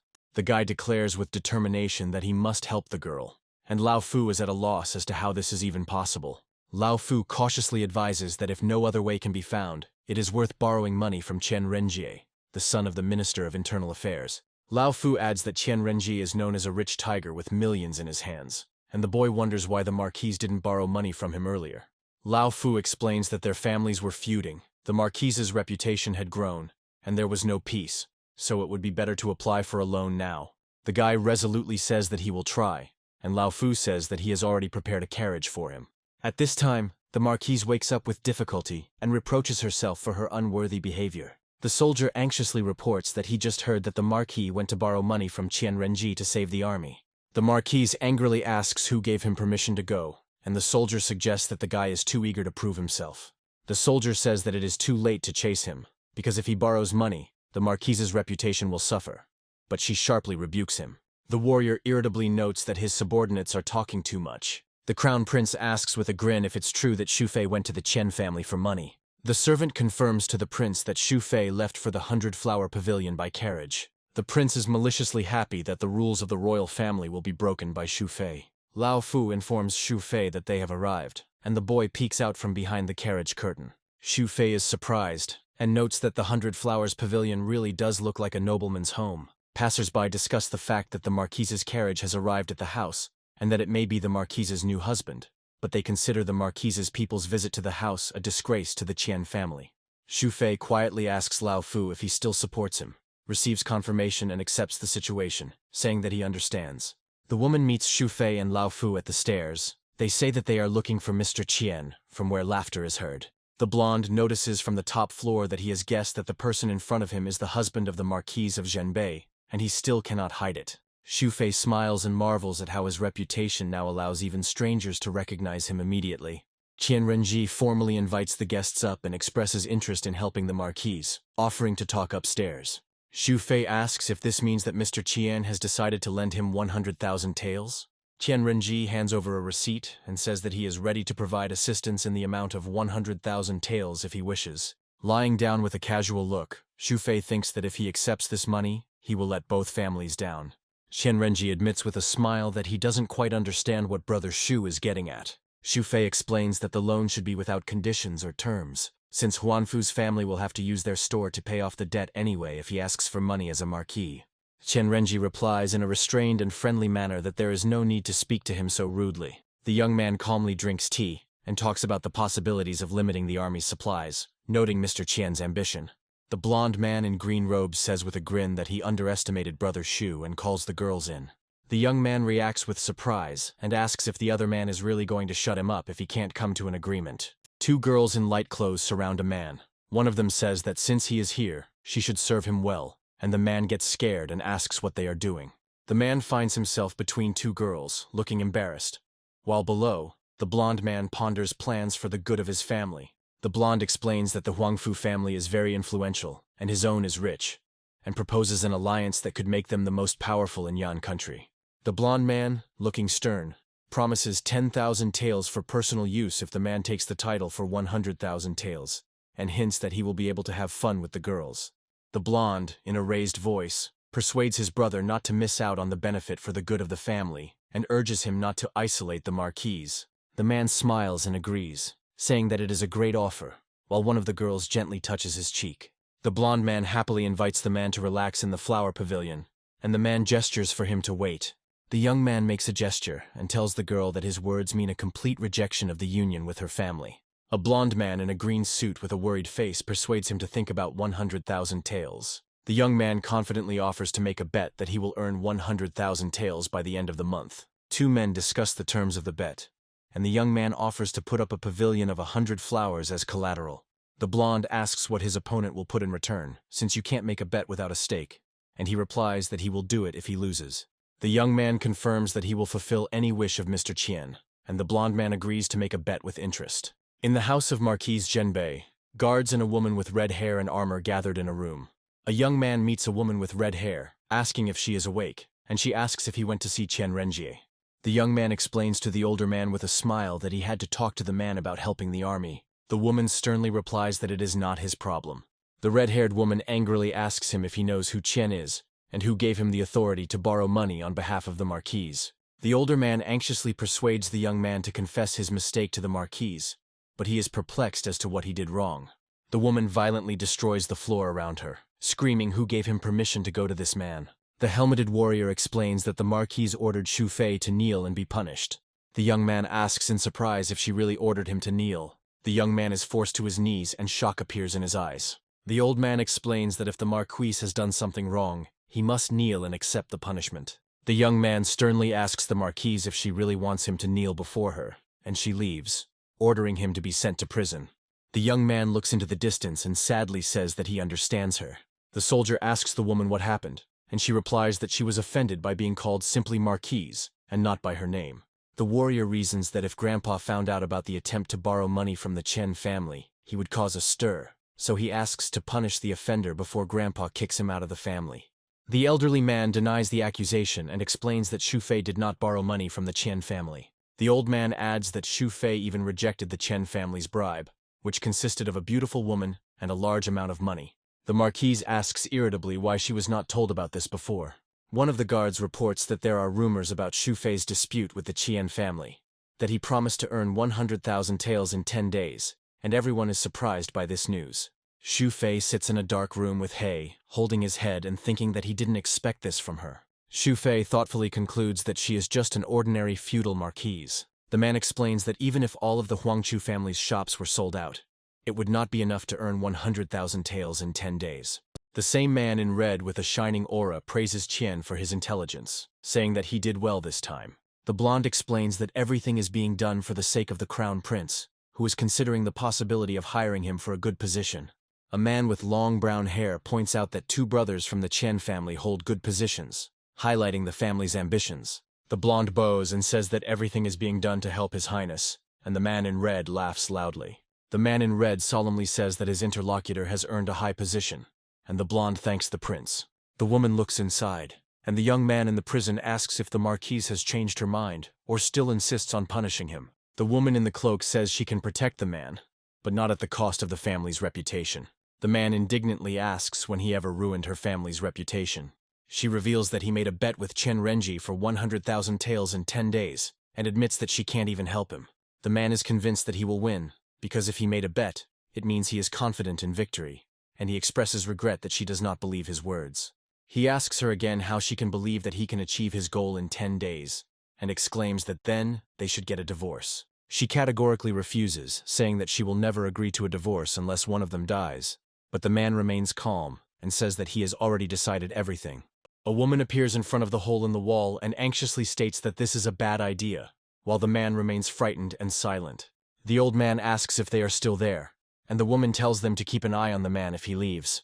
A man with a weakened look in the gap thinks that this marriage is not right for him and he needs a divorce. Against the backdrop of the night sky, the old man calls the man by name, mentally apologizing for the marquise's actions. The woman, looking through the papers, confirms her readiness to sell all the stores to help her husband, and the knight is surprised by her decision. She, standing at the window in the moonlight, admits to herself that he is her husband, and she must help him. The young man reproaches the old man for abandoning him for the 2nd time, to which he replies that it is a misunderstanding. The man humbly agrees to endure it once, but is not prepared to endure it 2 or 3 times. And the old man confirms that he understands everything. The hero explains that he will need the old man's help to take part in the bet, and says that he will start the next morning. Looking up with confidence, the man decides that despite the expectations of his failure, he must earn 100,000 in 10 days. At the gate of the Marquise of Zhenbei's mansion, a guard greets Xu Fei, who cheerfully wishes him a good morning. The guard is surprised by Lao Fu's appearance and asks what happened to his hair. Lao Fu, with 2 swords on his back, wiping away tears, sharply asks not to say anything about his new haircut. Lao Fu explains that Xu Fei cut his hair himself, assuring him that it is better this way, and the surprised guard expresses his condolences over the loss. Xu Fei asks Lao Fu if he remembers the techniques he was taught, and begins demonstrating them while counting out loud. Xu Fei and Lao Fu set to work energetically, loudly declaring that they will earn 100,000 taels in 10 days. After the training, Xu Fei praises Lao Fu for a job well done, and then asks if the Huang Fu family has an auction house. Lao Fu explains that the auction house was closed for a couple of years due to the expansion of the Chen family's business. Xu Fei says that this is good, and reminds them that they still need 120 taels for the plan they had discussed the day before. Xu Fei clarifies that the money must be Lao Fu's personal funds, not from the family reserves, and Lao Fu regretfully notes that he now feels like a slave. Xu Fei promises Lao Fu that he will return the money in 10 days and asks him not to worry, and Lao Fu asks if he is going to use the money to buy and sell treasures at auction. Xu Fei explains that he cannot earn 100,000 taels this way, and is going to get into advertising. The guard reports to the girl that all the shops are registered in her name, but she understands that even if they are sold, it will not be enough. The blonde man insists that selling all the stores to an unknown person is unworthy, and is worried about the consequences. The woman reminds him that the affairs between her and her husband are her family's business, and sharply puts down her interlocutor, who asks for forgiveness for crossing boundaries. People on the street discuss how much money it takes to throw around so much paper and look at the strange storm of sheets. Passers-by notice that there are inscriptions on the papers, and wonder who could afford such expenses. The heroine recognizes the symbols of the Huangfu auction house on the poster, and sees a bright announcement about the unusual auction lots. The man with white hair worries that Xu Fei is trying to deceive everyone with his plan, and asks the marquise to stop her husband to avoid consequences. At the market, a crowd of people pays respectful attention to a woman. The 3 men ask the marquise in surprise if what is written on the paper is true, and if there really are divine items in the Huangfu auction house. One of the men makes excuses to the crowd, but a cry goes out that the Huangfu family is keeping their promises, and Prince Zhao Zhen appears in a sedan chair. All present bow and greet His Royal Highness the Prince. The red-haired girl bows respectfully and says that it is an honor for her to meet the prince. The prince tells Shenan with a slight smile that she doesn't need to be polite. The prince orders everyone to disperse and wait, then says that he will see what divine items the Huangfu family will display at the auction. The crowd is discussing how handsome the prince is, and eagerly awaiting the auction, wondering what will happen there. The prince tells Shenan with determination that he will bring all the people of the capital to support her auction. The gray-haired man suggests that the marquise go stop Xiaofei, but Shenan decides to return to the house as well. The girl says that she will not interfere, since the dispute is not over yet, and wants to see where it all leads. A young man paints with a brush and eats an apple, thinking that if he doesn't sleep, he won't get to another world. The older man asks worriedly if the young man will really be able to make money this way, since he has already spent all his funds. The young man stands up and stretches, saying that he needs to sleep, and that everything will be ready soon. When saying goodbye, he says that he might disappear for a day or two, and the older man suspects that he is not going to run away, after which the guy leaves with the assurance that he will show everything upon his return. Before going to bed, the young man tells Lao Fu not to let anyone near him for the next 2 days. The old man says with anxiety that he is still not sure of success, and that he has given him everything. Later, the old man shouts in surprise into the empty room, asking where the gentleman has disappeared to. A young man in another reality apologizes on the phone, explaining that he has been busy for a couple of days. His interlocutor on the phone reports that the first part of the money for the herbs has already been transferred to his bank card. The young man asks for help with a pair of powerful radios, to which he receives consent. A guy with glasses is thinking about renting his own place to make the transition to another world easier. The guy enthusiastically promises to show everyone his magical things and earn 100,000 taels in 10 days. He says with a smile on the street that science will show miracles for 100,000 taels, and a little girl calls him crazy. The girl with blue hair looks tired, and her friend notices bags under her eyes. The girl, with her face buried in the table, says that Shufei's neighbor reported that Shufei had been living in a hotel near the school for the past 2 days. A friend with short hair indignantly asks if this guy cheated on her. The girl is sure that the guy has his reasons, because he is not that kind of person. She thoughtfully says that if he wanted something adult, he would have just come to her, and her friend emotionally remarks that she thinks too much about him. A woman looks into the room and tells Chu Chen that Shufei is looking for her. The short-haired friend says she can't have lunch with Jia, upsetting her with her refusal. The girl quickly leaves, apologizing to her friend and promising to treat her next time. A girl with short hair is discontentedly thinking that for her friend love is more important than friendship, and a guy in a green sweater appears next to her. The girl with short hair is amazed and asks herself why she immediately thought of this guy. The guy in the green sweater is surprised why someone remembers him and sneezes. A guy with a backpack on his shoulder is walking down the street and hears someone calling him. A girl with blue hair happily rushes to hug a guy on a city street. A guy tells a girl with a touching expression that he missed her and then gives her a gift. The guy says he's not sure if she'll like the gift, but he thinks it suits her. And the girl is happy with her first gift from him. The girl unpacks the box and admiringly promises to take care of the jewelry. She happily asks the guy to put this necklace on her, and he tenderly fulfills her request. Xu Fei receives a phone call at the most unexpected moment, and Chu apologizes a little sheepishly, but is asked to answer the call first. On the other end of the call, his mother informs him that she and his father just arrived and are heading to see him at university, and Xu Fei wonders why they came if he was planning to return next week. Mom replies that she came with her father to meet his girlfriend and make sure that she is real. Xu Fei awkwardly says that they just started dating, and his mother suspects that he just doesn't want to introduce them. Then he tries to object that they just got off the train, but they are interrupted by the phrase that they are already getting on the bus. Mom assures that she will meet with him and his girlfriend. A purple-haired boy in the student council tensely addresses the president, and another boy admits that he tried to blackmail someone, but to no avail. The purple-haired boy reminds him that his family is also prestigious, and asks if he was too offensive to Chu Qian. The blonde guy on the couch explains that Xu Fei really likes Chu Qian, and suggests that Xu Fei and this girl will not be too friendly when they first meet in the summer. The blonde man is determined to become the heir of the Gao family by marrying Chu Qian, but he can't do anything about it now. The friend asks what to do next, and the blonde man says that he heard that Xu Fei's parents were coming. The blonde man in the blue suit says that since he was humiliated, he will see if his rival can bear the humiliation of his parents. The purple-haired boy notes that as long as Chu is around, they can't do anything about Xu Fei. The blonde looks at his phone and thinks that this time everything will be different, and Chu's presence is to his advantage. The blonde calls Aunt Sia and says he wants to talk to her. The bus pulls up and Shufei's mother waves and calls him, saying that they are already there. Shufei and Chu Qian walk over and politely greet their aunt and uncle.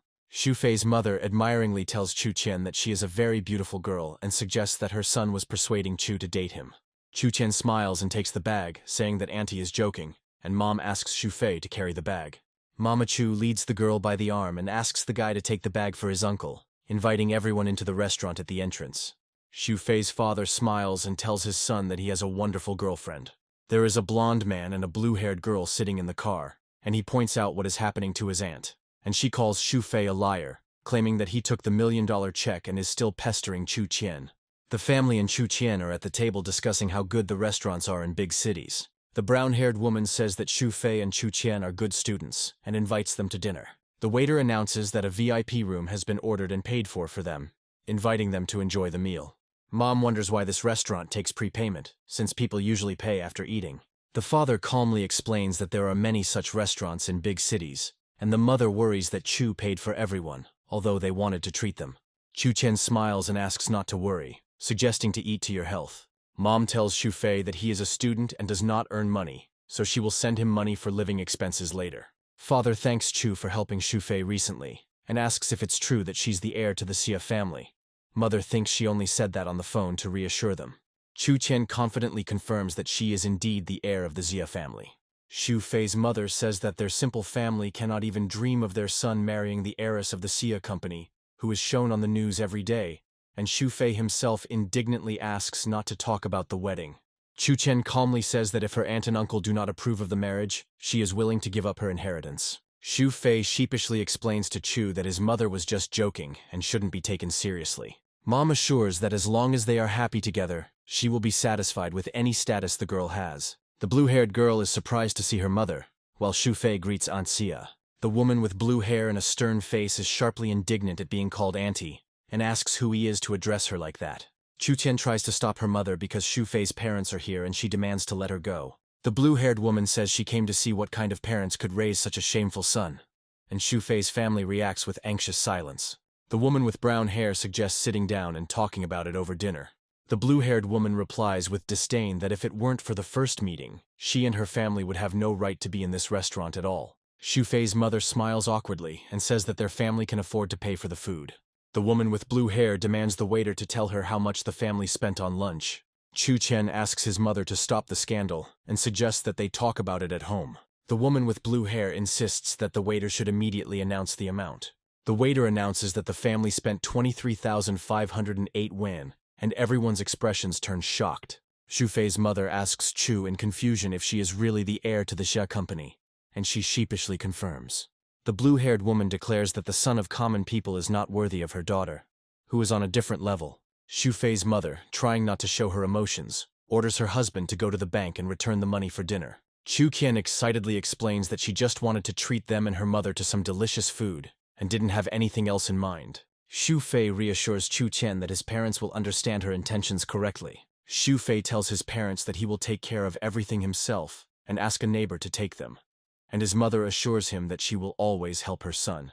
Chu Qian's mother reminds him of the million with an icy gaze, and asks Shufei's parents why their son is pestering her daughter after taking the million from her. Chu Qian asks her mother who brought her here, and she replies that it doesn't matter because Shufei has already taken the money. Chu Qian calls Gao Yang, and her mother insists that it's time to deal with the liar Shufei. Chu Qian orders the investment department to withdraw the Gao family's investment in the new project over the phone, and his mother demands immediate execution. The mother is indignant, considering the project very promising and claiming that her daughter is losing a lot. But Chu Qian insists that as the heiress of the Xia company, she is sure of this, even if her mother is a relative. The mother admits with confusion that Chu is blinded by her feelings. The mother, hiding her worries, tells her daughter that they will talk at home and tells her to hang up. The mother leaves, noting to herself that the Xia family could really raise such a person. After all, this is her upbringing. Chu Qian bows deeply and sincerely apologizes to her aunt and uncle for her mother's behavior, calling her rude. The woman anxiously asks if Xiaofei really took $1 million from Chu Qian's family. The girl with blue hair answers that she will sort everything out, and her mother calls her to the side, hurrying. The young man with glasses says that he cannot blame his sister for what happened, and that she needs to go. The girl leaves the room, saying goodbye and asking to call. The young man is asked if what Chu said is true, and he admits that it is. The woman asks again about the million. The young man remains silent, and the man assures that they will return the rest and advises to stay away from the girl. The young man promises to take care of everything and not leave the girl as long as his sister likes her. The woman asks if he really wants to live like this forever, and reminds him of her family's cold attitude towards him. The young man says that he understands her words, but he still likes the girl. The woman resolutely asks him to stop communicating with the girl and return everything he owes. The young man says that everything is different now, and he has the opportunity to be with his sister. A woman asks a man to hand over a bank card. The bank card intended for his wedding is given to the young man, allowing him to make his own decisions. The woman asks for only one thing: not to take advantage of people and to do everything with a clear conscience. The young man is surprised and thinks about his mother. Relatives are knocking on the door. The guy with red hair and Yan Ming's neighbor come in and meet his mother, and his friend reproaches the hero for not warning him about his parents' arrival. The woman kindly remarks that Xu Fei talked a lot about the boys. Yan Ming claims that he has always looked after Xu Fei, while the second friend jokes that it is the other way around. A young man in a green jacket approaches them, greets the aunt and uncle, and asks the girl's name. He says that he came at the request of his sister to keep the hero and his parents company, and the hero himself is sad that the girl's family finds it difficult to accept him. The young man says that before he just wanted to make money, but now he has a goal. The friend looks at him carefully and begins to guess his desires. The hero enthusiastically admits that he wants to build a business empire that is no less powerful than Zia's company. A friend suddenly says that he will help him with this. The hero expresses surprise, thinking that he will be considered a dreamer. The friend replies with a smile that people should always dream. The hero lies on the bed, thinking about the day spent with his parents, who were still worried, and his mother did not call again after returning home. He thinks that all the items for the auction were bought thanks to the assistant, and plans to first win the dispute in the other world, and then return back. The hero wakes up in another world in traditional clothes and says with relief that he has returned. He is met by a gray-haired man who excitedly exclaims about the hero's return, and the hero himself jokes that he almost sent him back. The old man, with tears in his eyes, is glad that the hero has finally returned. The hero asks with a slight smile if he was afraid that he had escaped. The old man assures his loyalty, and the hero jokingly advises him to be honest with himself. The old man hopefully asks whether the hero succeeded in what he had planned. The hero kindly promises to show everything and asks not to worry. At the house of Marquise Zhenbei, an old servant reports that he has sold the deeds for the shops, but is still missing 3,000 taels. A woman with red hair, looking out the window, offers to sell her dragon halberd for 3,000. The servant, confused, reminds her that this is her favorite weapon. The woman firmly tells him to act, and he reluctantly agrees. Somewhere in the palace, another man reports to the prince that the dragon halberd is ready. The dragon halberd is carried to Wang Yun's Chamber of Commerce. The man with long crimson hair is surprised that the family sold not only their property, but even their halberd for this. One of the officials explains that Huangfu Shenan was selling off the household's property to raise money for Xu Fei, and the advisor congratulates the prince. The fall of the marquise's family will give an advantage to their king. The crimson-haired man laughs loudly, calling Xu Fei a real loser. In the Chamber of Commerce itself, a dragon halberd is displayed on display, and young Master Yun Tian regretfully notes that the marquise had to give up even her favorite weapon, emphasizing her devotion to her husband. The servant asks Yun Tian if they need help, since no one in the Huangfu family can resist the conspiracies on their own. Yun Tian replies that it is not beneficial for them to support a weakening family, including because of the stupid marquis. Yun Tian thinks, if the Wang Yun Chamber of Commerce wants to sell something, the main thing is the meaning of the offer. The servant agrees that this needs to be spread so that everyone knows, which means the problem is that Xu Fei often causes trouble in the city. Yun Tian smiles and notes that Xu Fei is indeed an interesting person. Yun Tian watches from the window and thinks that if Xu Fei really displays the divine items, it will be exciting. The old man is amazed to realize that such divine things really exist. The old man, amazed, asks the hero if he is really immortal. The hero says with a slight grin that this can be said, and reminds how people doubted him before. Frightened, the old man falls to his knees, but the hero laughs and asks him to get up, ordering him to prepare for the auction and invite all the influential people of the capital. The hero enthusiastically declares that it is time to show everyone magic. A large crowd gathers in front of Huangfu Auction House. The building is decorated, and there is a festive atmosphere around. A prince appears in the crowd and the heroine addresses him. The woman explains that one greets guests outside, while the other prepares inside, emphasizing the family nature of the event. She reminds the prince that the Huangfu family was great until he interfered. The woman says that the Huangfu family has remained the same, but Prince Zhao Zheng remains silent in response. The hero looks out from behind the curtain and notices that there are many foreigners at the auction. His servant confirms that many people have gathered here and wants to communicate something important. The hero thinks that people do not want to see the disgrace of the Huangfu family, but promises that it will happen. The servants report to the woman that there are a lot of people from the capital in the hall, and the woman contemptuously calls them a bunch of scum. The king's arrival is announced with a shout, and the woman greets her uncle. The king sternly calls out to the heroine. He expresses dissatisfaction with the current situation and offers 3,000 taels to supply the army. The king says that the crown prince is very smart and reproaches the woman for not being more flexible towards him. She replies that she cannot support cruel ideas, even if she serves and protects the country.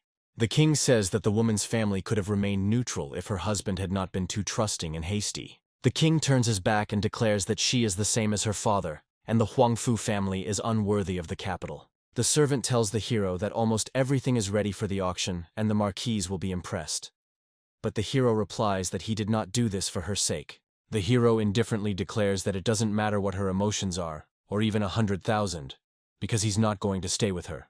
The old man asks in surprise why the hero speaks like that, since the marquise is sincerely devoted to him. The hero responds with a counter-question. If this is so, why doesn't she believe him and listen to him? The hero admits that he is immortal and does not belong to this world. His home is in another world. The crowd begins to get nervous and demands that the auction begin quickly, inquiring about the promised divine items. The woman demands to see the lot, emphasizing that the royal family does not deceive. In another corner of the room, the prince and his advisor are laughing at the situation. The woman demands that the people making noise state their names and reminds them that this is her auction house. The man smiles mysteriously, noting that Marquise Zhenbei is still herself. Zhao Yu, the fourth prince, surrounded by the pink-haired woman, hears that the capital's aristocracy would not dare to get involved with this marquise, even to offend the prince. The woman looks up in irritation as those present discuss Prince Zhao's surprise. Prince Yu notes that none of his brothers will intervene, and muses that if the marquise had been more flexible, her family would not be here, with the current situation being beneficial to the brothers. He deftly crushes the grape, saying that it is good to destroy what you cannot obtain. The pink-haired woman agrees that the prince does indeed have a good grasp of the situation in the capital. Prince Yu says with interest that he would like to take a look at Xu Fei of the Huangfu family himself. The servant advises the marquise to simply give 100,000 taels to her husband. The advisor explains that the dispute between the spouses concerned profit, and the proceeds from the auction would become profit. If the marquise gave the money to her husband, it would give rise to many rumors. After this, Xu Fei comes out to the audience and declares that it is time to immediately move on to showing things, so as not to waste time and speak only on the merits. He solemnly presents the first divine object, promising light without fire, and removes the veil to the astonished glances of the maids and the public. Having revealed the secret, he shows a shining lantern on a tray and proudly proclaims it to be a magical lantern, leaving the audience confused. The crowd starts laughing loudly and incredulously asks if this thing is really considered a divine treasure. The white-haired aristocrat, thoughtfully touching his chin, acknowledges the novelty of the object, but is indignant at being called divine. Suddenly the girl shouts out a bet of 5,000 taels, astonishing everyone present. Two men in the crowd whisper to each other, calling the bid crazy and suspecting that the seller is buying his own goods. The guard with a sword menacingly asks who dared to speak ill of the marquis. The two scoffers smirk, declaring that the marquise is forced to personally participate in the bidding to save the face of the owner, and call it a disgrace. The hero, looking behind the scenes and saying "let's begin," gives the signal to continue the performance. The old man orders the lights to be turned off and the windows to be covered with curtains, and the servant immediately carries out his orders. The guests in the hall begin to panic, asking questions of each other and demanding protection for the king and prince. One of the characters gets everyone's attention by shining a bright flashlight into the room, explaining that it is just a scientific invention. The shocked spectators discuss what they saw, wondering what else might surprise them. A man with long blonde hair announces the price, 8,000. A man in traditional clothing doubts whether the item could really be worth 8,000 and suggests that there might be glowing stones inside. The young man explains that the glowing stones never shine so brightly. He adds that if such a remarkable stone really existed, it would be difficult to find, and remarks that those present suspect some trick. The protagonist hands a flashlight to an elderly servant and asks him to show it to the guests in the front rows. One of the men asks incredulously if it is possible that this is not a trick, but a real divine object. The two excited men discuss that if this item is real, then they have encountered a dangerous enemy, and possibly the owner of the Huanfu family's treasure. An elderly man shows off the lantern to guests in the front row, and one of them is surprised at how light it is, noting that it is not stone. The guest is delighted that the lantern can be controlled without using fire. A black-haired young man with a satisfied expression on his face thinks about how nice it is to see the stunned faces of the audience. The old man informs the two important guests that, by Xu Fei's order, they are not allowed to watch this. One of the guests is outraged by this ban, another reacts calmly, and the red-haired woman notices that the main character still blames her. The two men in the audience are delighted, finding the item incredible, and noting that Xu Fei is truly amazing. An elderly man approaches Mr. Yun and invites him to look at the lantern. The man with long white hair notes that the object is so exquisite that it deserves to be called divine. An elderly man asks Li to try to light a lantern, and he agrees to do so. Everyone admires the sky lantern and discusses that this item seems to belong to the Yun family. A young man asks Lao Fu about the meaning of the lantern, and is told that whoever lights it can buy it for any amount. The young man understands the rule, and the older man remembers how long ago this lantern was in the auction house. A girl and a man look at a glowing object, discussing its price, and noting that this is only the first lot. An angry man is outraged by the low bid for an item, while another warns against dealing with the Wanyun Chamber of Commerce. The fair-haired man shares his opinion that the whole situation is caused by simple curiosity, and not a desire to help the royal family. The man with a serious face admits that he came to watch the main character disgrace himself, but now he finds himself in the center of attention.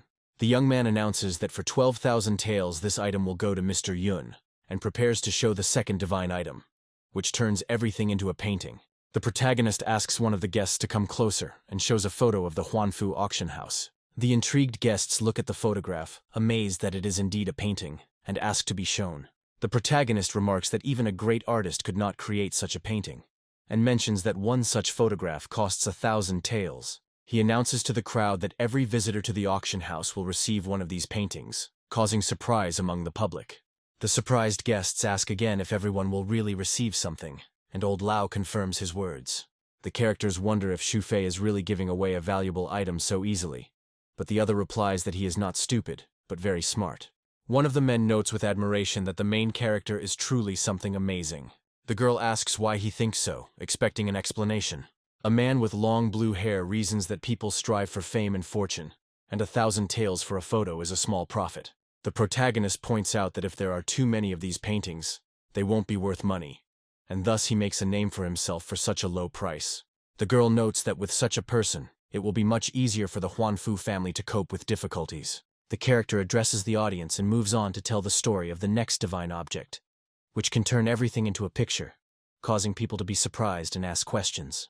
Several guests discuss how the Wangyun Chamber of Commerce has already lit the sky lantern twice, and one of the spectators declares that he will fight for the miracle item if it really turns everything into a painting. The main character takes a photo from a camera, surprising those present with the magical appearance of a photograph with the guests' faces. The guests exclaim that the painting really did appear directly from this object, and begin to actively place bets from 10 to 50,000, while the protagonist calls it the second divine object. The woman asks the man with the fan his opinion, and he admits that he cannot evaluate the paintings because they seem too pretentious to him. The man apprehensively remarks that he would like to see the expression on his brother, the prince's face. The fair-haired young man assures his interlocutor that he will definitely find out the origin of all these things. The man strictly warns that it is better to fulfill the promise, otherwise the consequences will be unpleasant. The main character host announces a bet of 130,000, and adds that if no one bids more, the item will go to the winner. Two viewers discuss that the amount has already reached 130,000, and even 1,000 for one painting seems huge, while advising not to spend all the money. The white-haired man thanks everyone for their kindness, and expresses his appreciation by bowing to the audience. The auctioneer lowers the gavel and happily congratulates Mr. Yun on his victory, scattering petals in celebration. The fair-haired young man says in despair that 2 items have already gone for hundreds of thousands, and blames this hero for his loss of the blooming pavilion. The host announces the next lot and promises a real sensation among the guests. Spectators are eagerly discussing whether the next item will be a device for long-distance communication, and are eagerly awaiting it. The influential man firmly declares that if the next item is truly genuine, he is obliged to buy it. The prince asks his sister to lend him money, and she smiles slyly, emphasizing that he loses his dignity by calling her sister. Another lit sky lantern appears on the stage, and those seated comment that the Yun family has activated the lantern again. The man in blue asks the young gentleman, puzzled, why he is buying without seeing the item, not understanding such determination. The wise man with white hair reflects that the previous two divine items were great, but this one is still much more valuable. The gray-eyed man asks the marquise how useful the new thing is, and she reasons that an army that can see the enemy and control the battlefield is practically invincible. The man with long silver hair says regretfully that if the Genbei army had such a miraculous item, they would have won many battles.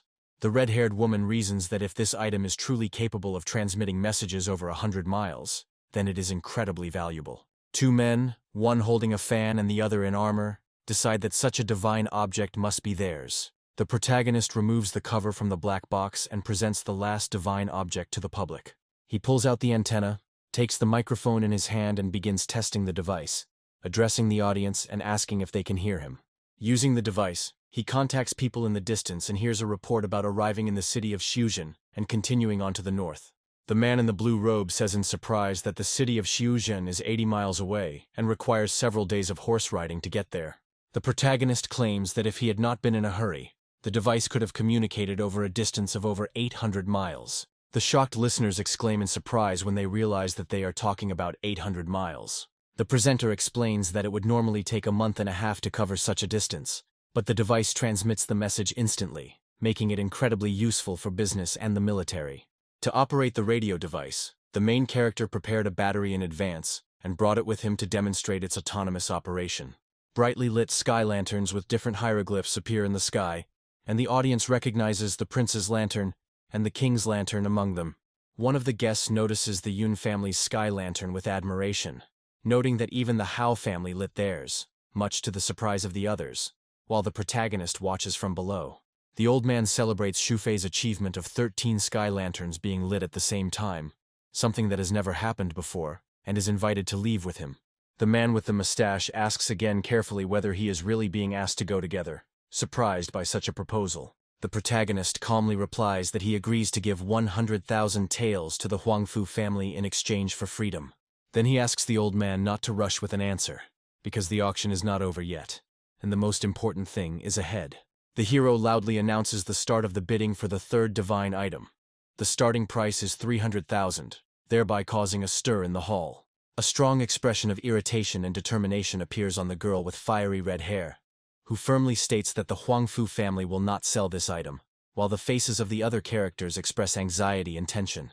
The black-haired protagonist is taken aback by the girl's sudden actions when she rushes to explain that she will tell him everything later, which leads to increased tension in what is happening.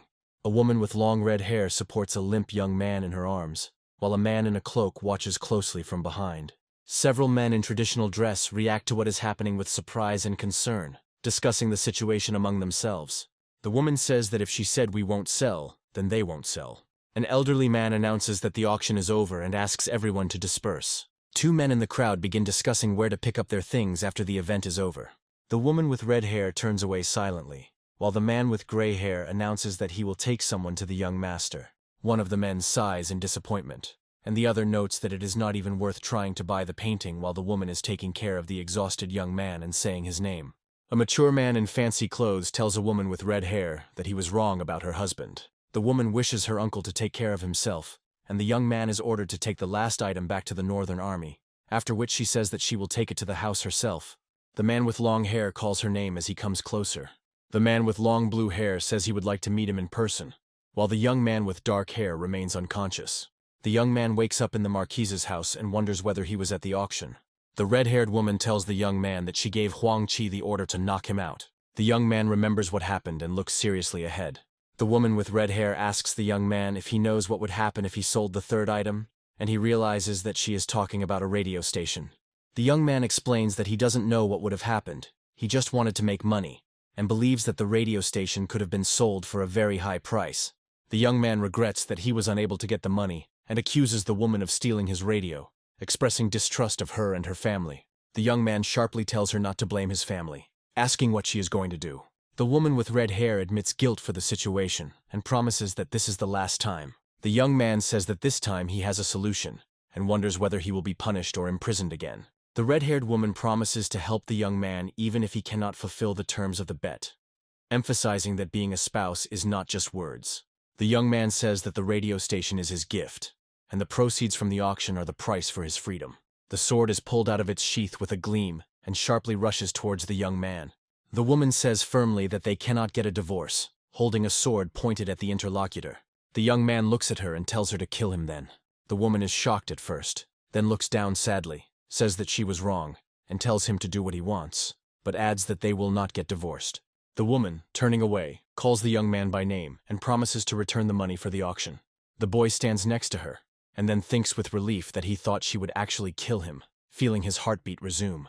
The young man walks through the house and thinks that he still has to find a way to get out of here. The young man goes outside and, shielding himself from the light with his hand, is surprised by the sun. The young man is amazed to realize that he has not returned to his world, and that the second day has already passed. He wonders why he always passed into another world in his sleep before. But this time it didn't happen. And at that moment an elderly man hurries towards him. The young man asks the old man what happened, and he replies that he went into the room, but he was not there. The old man reports that Qian Renze is waiting for the young man in the main hall, and the young man remembers that he owes him his pavilion. The young man greets Qian happily and apologizes for the long wait, to which Qian responds by calling him by name. Qian, dressed in green, admires the young man and admits that he has opened his eyes. The young man calls Qian too kind, and he hands over a document, clarifying that it is the land deed of the 100 Flowers Pavilion, and admits that he lost the bet. The young man smiles and says that Brother Qian is very polite in accepting the document. Qian looks at the young man closely and says that he has a question. The young man guesses that Qian wants to know about the origin of modern objects, and he himself confirms this. The young man whispers to Qian that it is all because of the Hongfu family, and promises to tell him more later so that his wife does not find out anything. The young man admits that although he knows his wife well, he does not understand why she did this. Qian thanks the young man for his explanation, says goodbye and leaves, and the young man wishes him to take care of himself. The young man reflects that he is tired, but now he can leave the Marquise's house and have a livelihood, and the old man tells him that the Pavilion of 100 Flowers is a famous brothel that brings in a lot of profit. A young man with a paper in his hands offers to look at a brothel, but the old man anxiously advises not to go there yet. The cartwheel is spinning, and at this time Qian is seriously telling the other person that the guy is deceiving them, and it would be better to get busy organizing the holiday. The servant remarks that it is not proper for the Marquise's husband to visit a brothel, but the young man says that this will just make his wife throw him out, and another servant greets him. The old man asks what family will take him in if the Marquise kicks him out, to which the young man replies that it is even better for him, because he does not want to live here. A carriage is driving along the road, driven by a warlike man with a sword, covered with a wide-brimmed hat. The old man points out that this carriage belongs to His Highness Prince Zhao Yu, and the young man asks in surprise who he is. The young man says that he is going to the pavilion and is not there for the others, and the butler, in a panic, warns that the prince may kill him. The prince steps out of the carriage and smiles, assuring that even if he had the courage, he would not dare to kill the Marquise Zhenbei's husband. The butler bows respectfully before the prince, then calls the young man with concern.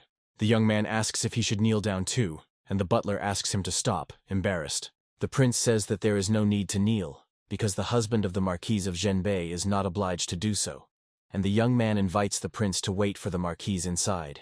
The young man thinks that he needs to find a way to leave the capital because influential people are hindering him. The prince openly declares that he is not looking for the Marquise, but for the young man, because he heard about his plans to visit the pavilion and would like to go together. The young man is surprised that the prince wants to go to the pavilion with him. The prince assures the butler that the young man will go with him, and the old man agrees with relief. Then the coachman gives the command to go. The butler watches the carriage leave, wondering what the prince really wants, while the young man asks the prince what the conversation was about, and clarifies whether it is about divine objects. The prince with the fan says that Qian Renze has asked a similar question before, and they both have similar goals. The prince adds with a slight smile that perhaps he is a little more impudent than Qian, and the young man is surprised at his directness. The young man insists that his interlocutor misunderstood, and claims that all the divine objects were from Huanfu. The prince admits that he doesn't really care about the origin of these items. He just wants to talk and offers to become friends. The young man asks whether the prince wants him to follow him, or whether he is trying to enlist the support of the Marquise. The prince explains that as crown prince he is not interested in supporting the Marquise because it is dangerous, and gives the young man a gift. The young man, with a slight smile, says that although he is going to the pavilion, he considers himself too young for this experience. The prince responds by discussing the foundation pill and asking how it relates to the 100-flower pavilion.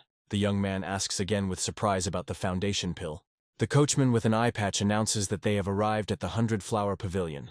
The prince notes that, as expected, the other party is not a martial artist, and the other party admits that he does not know about things like the foundation pill. The prince asks the young man if he knows anything about martial arts masters, causing him to be surprised. The prince demonstrates his skill by releasing energy streams from his hand and delivering a powerful blow to the stone. The prince invites the young man to try to do the same with the statue, and the young man looks at him doubtfully. The young man touches the statue, makes an effort, strains, but nothing works. The prince explains that there are 4 levels of martial arts in the world: body tempering, bone purification, mind cultivation, and martial saint, and each level has 3 layers. The prince, holding out the box, says that people who do not train hard can immediately achieve the first layer of body tempering if they take the pill. The excited young man asks if he will be able to move the statue after this, receives confirmation and expresses admiration and delight. The prince laughs and notes that the young master is indeed interesting, even more interesting than the others. The prince notices that the House of 100 Flowers is well built, but all the flowers have already been taken by Chen Renze, and the young man exclaims in amazement, looking at the empty and decorated building. The guy with a shocked face says that there is nothing left, and the man with long hair consoles him, promising to bring everything. The man with long hair turns around and explains that it will be easy to come to an agreement. The guy happily thanks her, but suddenly hears that someone shouldn't worry about her husband's problems. A woman with red hair appears with a horse and promises to help bring back the flowers and the women. The main character sternly says that she warned about safety in the capital. A girl asks a guy if he is mad at her for visiting a brothel. The woman with a stubborn look is indignant that the guy can't come to where all the princes and courtiers go. The guy with the upset look thinks that it doesn't matter what he does. The woman demands the audience's attention by declaring that the guy is her husband and threatening the other women. The girls bow and agree with the order, but the guy is shocked by what is happening. The woman with long red hair on the horse says to come early in the evening because she will cook dinner. The guy leaves the house and looks after the rider who is left. A man with long hair notices that the entire capital is discussing the new status of the Marquise, and asks if the guy is jealous, advising him to marry her. The woman with gray hair tells the sisters to live as before. Another girl says that in a couple of days the House of 100 Flowers will open. The guy clarifies that it is no longer a brothel, because the House of 100 Flowers now sells things. Against the backdrop of the sunset, someone shouts, asking what the Marquise is doing, and the men lying on the floor look defeated. The man in the hat tells the young gentleman that the mercenaries are worth more than the building, but he angrily disagrees. The man in the hat asks, and the guy in the golden robe with a surprised face calls this man father. The bearded man sternly reminds the other that the entire capital now knows that he has given up the building to the Marquise's husband, and asks if he knows who Marquise Zhenbei is. The man continues his instruction, saying that he has no problem with him following the prince, but asks him not to do anything unnecessary in the future. The purple-robed man says that Huangfu Shenan is not as simple as she seems, and the Huangfu family cannot be destroyed. And the blonde man with a serious face agrees. The blonde muses that she is younger than him, but is respected due to the Huangfu family's reputation, wondering what gives her such a right.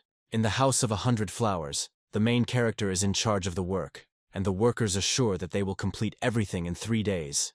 The guy in blue asks the prince with long hair why he is still here. On the rooftop, under the sunset sky, 2 warriors make plans and decide to deal with the swordsman first. The masked warriors attack with a shout, but are surprised by the swordsman's unexpected resistance. The swordsman counterattacks, disappears from their line of attack and reappears from above, while the enemies are outraged and scared. The swordsman notices to himself that he didn't even need to draw his sword, and defeats his enemies with a simple movement. In the next shot, the knight with the wide-brimmed hat and his rivals break through the wall, causing chaos inside the building. The boy notices a noise in the street, but the prince reassures him that it could just be a dog or a cat. The man in the big hat addresses the prince and his companions, after which they decide to send Mr. Shu back home in a carriage. The Marquise's house is illuminated by moonlight, and a servant greets the protagonist with news of a prepared dinner. The hero reflects that he cannot think about food. He needs to find a way to distance himself from the Marquise, and yet he returns home. The guy is delighted with the girl's outfit, and she says with a smile that she cooked the food for him with her own hands and invites him to sit down.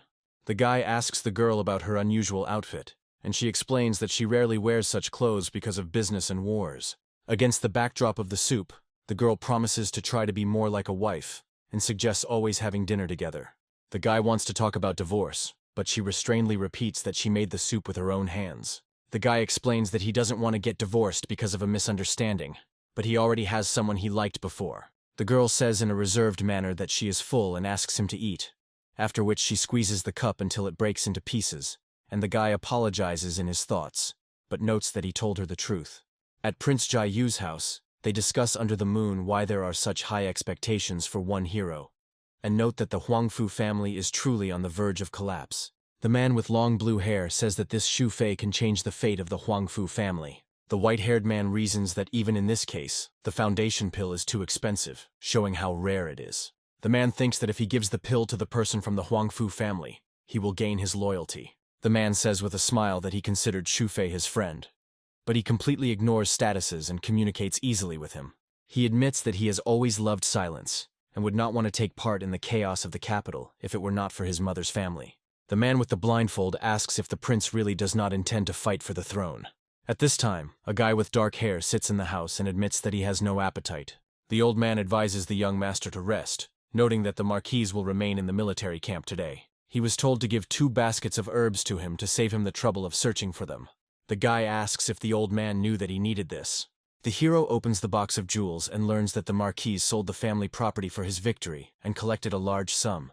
The protagonist reflects that he cannot blame Huangfu Shenan for her distrust of him. The old man tells the hero that the marquise is truly devoted to him. The hero asks the old man to take 100,000 and buy back all the property of the Huangfu family that was sold. The young man says that he will not be in the city, asks not to let anyone near the house. The old man asks how many days the hero will be gone, and then speaks of the imminent return of His Majesty and the Marquise's feast. The hero confidently replies that he knows and promises not to harm either the old man or the Huangfu family. Lying on the bed, the hero thinks that now he doesn't know if he will be able to return, and tries to fall asleep. The hero's phone starts ringing and a voice says, "Xu Fei, you haven't been in touch for a long time." The guy wonders how long he's been gone. After a short conversation, he agrees to meet when he is about to leave the hotel. The hero reflects that one day in that world is equal to half a day here. But now 2 days have passed there and 1 day here. He understands that time flows differently in the 2 worlds, and his body experiences double the load. The hero is alarmed to realize that at this rate, he will begin to age much earlier, and painfully thinks about what to do. Suddenly he remembers about the foundation pill that can help. The guy is found lying in the hospital under artificial respiration. A girl with blue hair runs into his room in a panic, begging him to wake up. A guy wakes up in a hospital and calls his sister in surprise, but she asks him not to get up. She explains with alarm that she found him in his hotel room covered in blood. The boy remembers that he swallowed the foundation pill that the prince gave him, after which he lost consciousness. The doctor tells the girl that everything is fine with Shu's body, and even on the contrary, it has become better than before. The young man learns that the analysis of blood stains at the hotel showed the presence of impurities, not blood itself, which is a rarity in medicine. A girl asks the doctor if her brother's health has improved, and receives a positive answer while her brother is sitting on the bed. Lying under the blanket, the guy feels the flow in his body, and for the first time feels so relaxed and comfortable. The girl happily hugs the young man, promising to peel the apples for him, and he thanks her. In the courtyard of the family mansion, Gao Yang engages in conversation with his father, who chides him for his recent failures. Gao Yang tries to explain his position, but his father abruptly interrupts him and reminds him of the need to marry a certain girl for the sake of the family business. A surprised Gao Yang hears that this is his last chance. Otherwise, he will be sent to study abroad. Gao Yang, in despair, realizes that if he leaves, he will lose his right to inheritance, and, bowing, submits to his father's will. In anger and despair, Gao Yang mentally curses Xu Fei. The young man decides to find a way to change her opinion of him. The girl assumes that her interlocutor is afraid of possible problems with her mother. The guy learns that the girl's parents went home accompanied by her brothers, and she asks someone to cover for him at the university. While the girl is peeling the apple, she says that she gave the herbs and box he brought to Chen Shu, to which he calls her a caring sister. The girl with a peeled apple in her hand calms the guy down, saying that she will not ask about his secrets, since she understands that he has his own reasons for doing so. Gao Yang's mother, Chen Ning, asks her husband at the family villa if he is putting too much pressure on their son. The head of the Gao family explains that their family is different from others, in that they strictly select their heirs, which makes them stronger. Shenan sarcastically asks if the reason for the strict selection is the large number of illegitimate children her husband has. The husband confirms that it doesn't matter to him whether he is a legitimate heir or not. The main thing is his strength.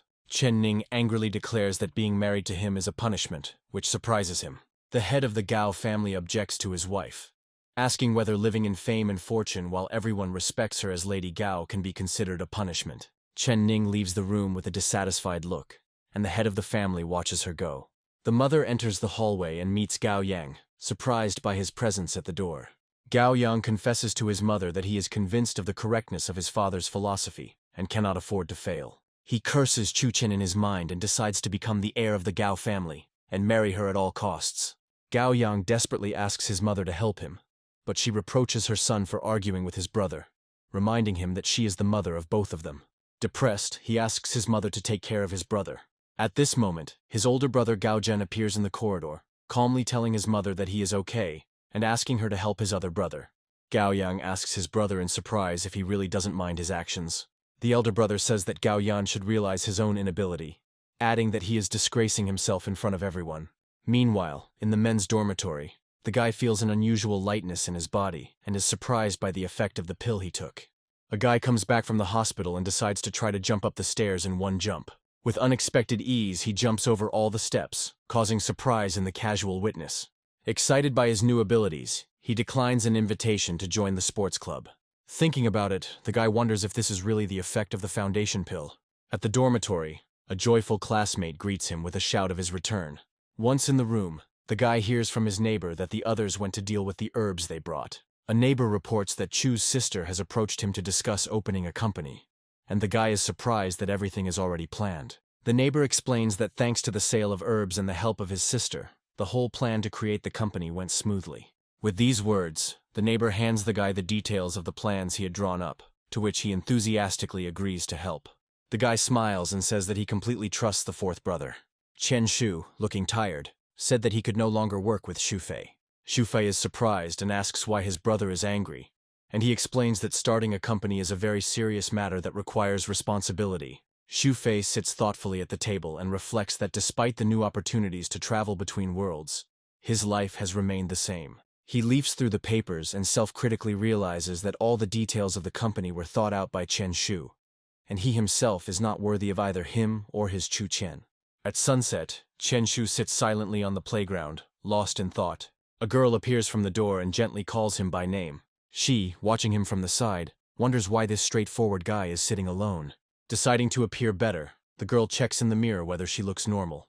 Suddenly, she gets angry at herself, realizing that she is putting herself in order for someone else. Approaching Chen Shu, the girl asks him with a smile why he is not with that coward Xu Fei today. The guy asks the girl if she came specifically to see him, and she irritably replies that she just couldn't pass by and will leave right now. But when she starts to leave, he suddenly grabs her hand. The girl asks him, confused, what he is doing until he lets go of her hand. The guy calmly admits that he is in a bad mood today and asks to talk to her.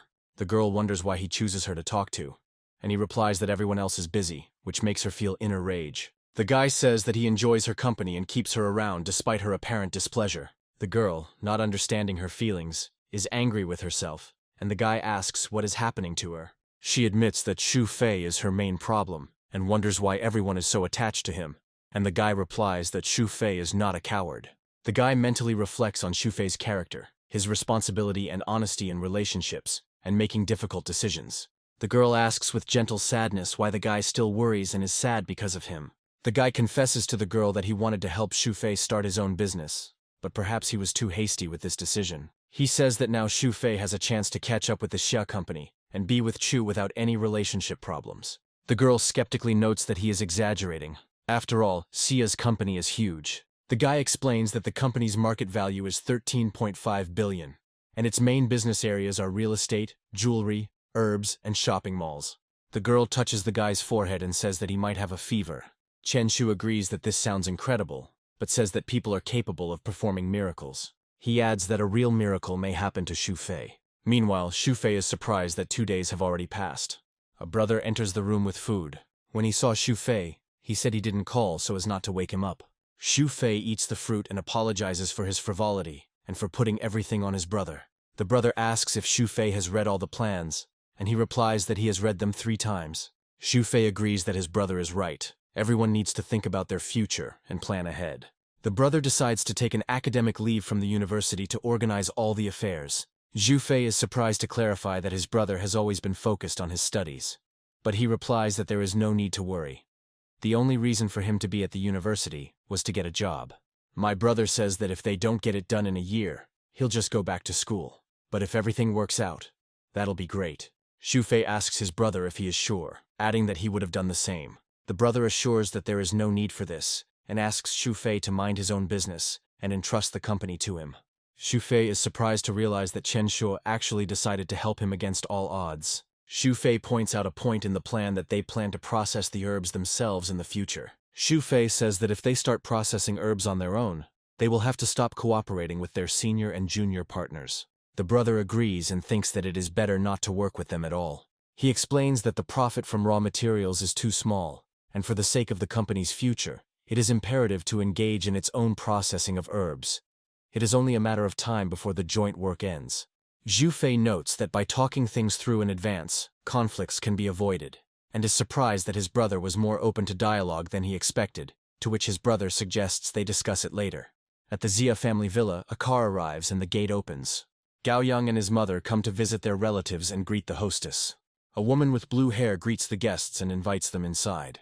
On the path, Gao's sister asks why she is called Mrs. Gao, and the two people joke around a bit in response. Inside, the table recalls that Xun Ping has recently become the head of the Gao family, and Gao Yang is still his deputy. The guests are asked to sit down and talk. Gao Yang asks with a smile, hasn't Grandpa Xia already recognized Chu as the heir, and wonders if this bothers Auntie. The woman points out that the Zi family is not just Chu Qian and herself, and believes that Chu Qian will have difficulty managing the entire company, since Chu's 2 younger brothers have sons, and one day the head of the family may have a new heir. The woman in the red jacket starts laughing out loud, and those around her take notice. The woman in red explains that her laughter is not caused by her interlocutor, but by the fact that Chu Qian is so young and needs help. The woman in red admits that she loves her youngest son very much, so she recently transferred all of her shares and resources of the Chen family to Gao Yang. The blue-haired woman asks if she really gave all her resources to Gao Yang. The woman in red admits that she is afraid that Gao Yang will not be able to compete with his brother, so she came to help her son. The woman with blue hair asks if this is related to marriage, and her interlocutor confirms her guess with a smile, noting that the children have been friends since childhood. The woman in red explains that they have come to discuss the engagement ceremony. Gao Yang turns to his aunt and states that he has thought of everything regarding what will happen after the wedding. Gao Yang continues that after the wedding, he will become the heir of the Gao family, and he and Chu will have 2 sons. The woman with blue hair asks in surprise if all this is really true. Gao Yang tells his aunt with conviction that his feelings for her daughter are real, and that Chu needs him too. The woman in red confirms that now is the time when their families need each other the most, so there is no need to worry. The blue-haired woman thinks out loud that this is true, and admits that she was enchanted by her interlocutor's son at first sight. She remembers that Chu Qian only thinks about the poor guy, and resists the engagement with Gao Yan. The blue-haired woman adds that old man Xia cares about her daughter, and she can't force her. Gao Yang replies not to worry, and believes that since the 2 families agree, he will be able to get Chu Qian's consent. The woman in red harshly says that her daughter must not be harmed, and Gao Yang declares that he will not allow anyone to harm Chu even if he is exiled. Mentally, Gao Yang admits that he is using Xu Fei for his own benefit. When asked by the blue-haired woman, he clarifies that Xu Fei is Chu Qian's weak point, and if he convinces her to marry Gao Yang, everything will be fine.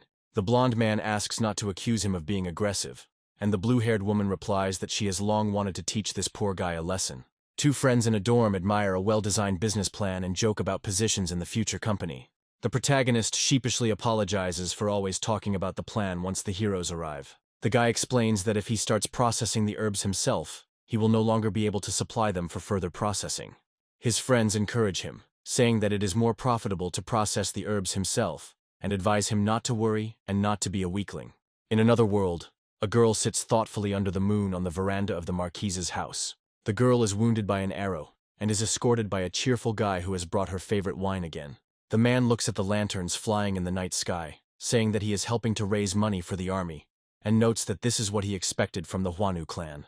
The old man tells the girl that Shufei is not in the room, and she calmly agrees. After which, he again thoughtfully looks at the night sky, reflecting on Shu's actions. The guy is surprised that they already have an office for the company, although they discussed the plan only yesterday. Another young man explains that Chu's sister helped him rent an office so quickly, formalizing everything officially. One character holds out a bunch of keys, and the other asks why there are so many of them. The young man in the green jacket says that his sister has rented 2 apartments near the university, and suggests calling if she needs anything.